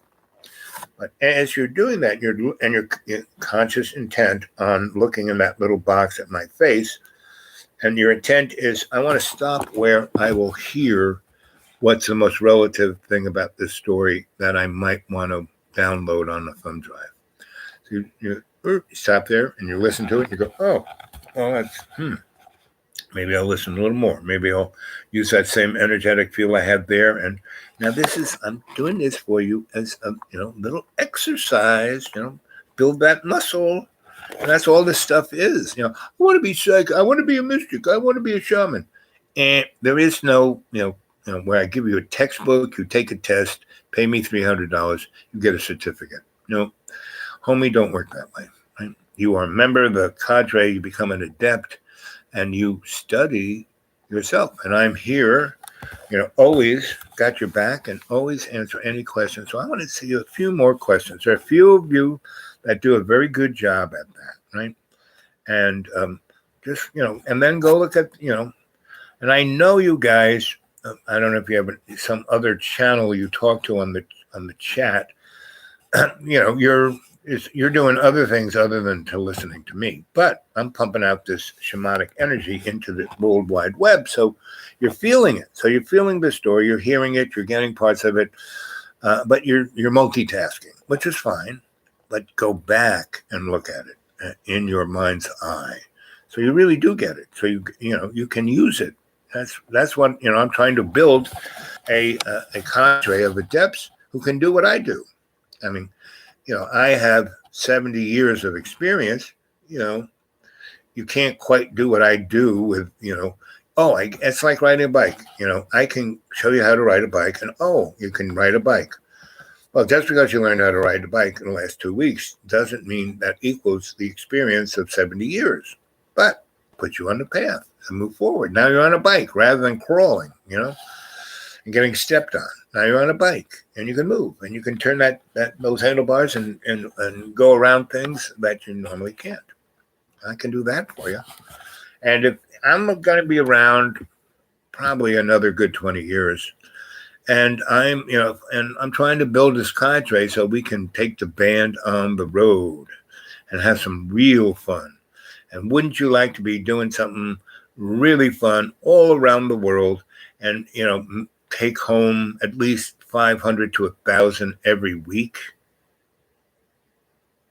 and be amongst people you love and do stuff you love doing that's just totally amazing?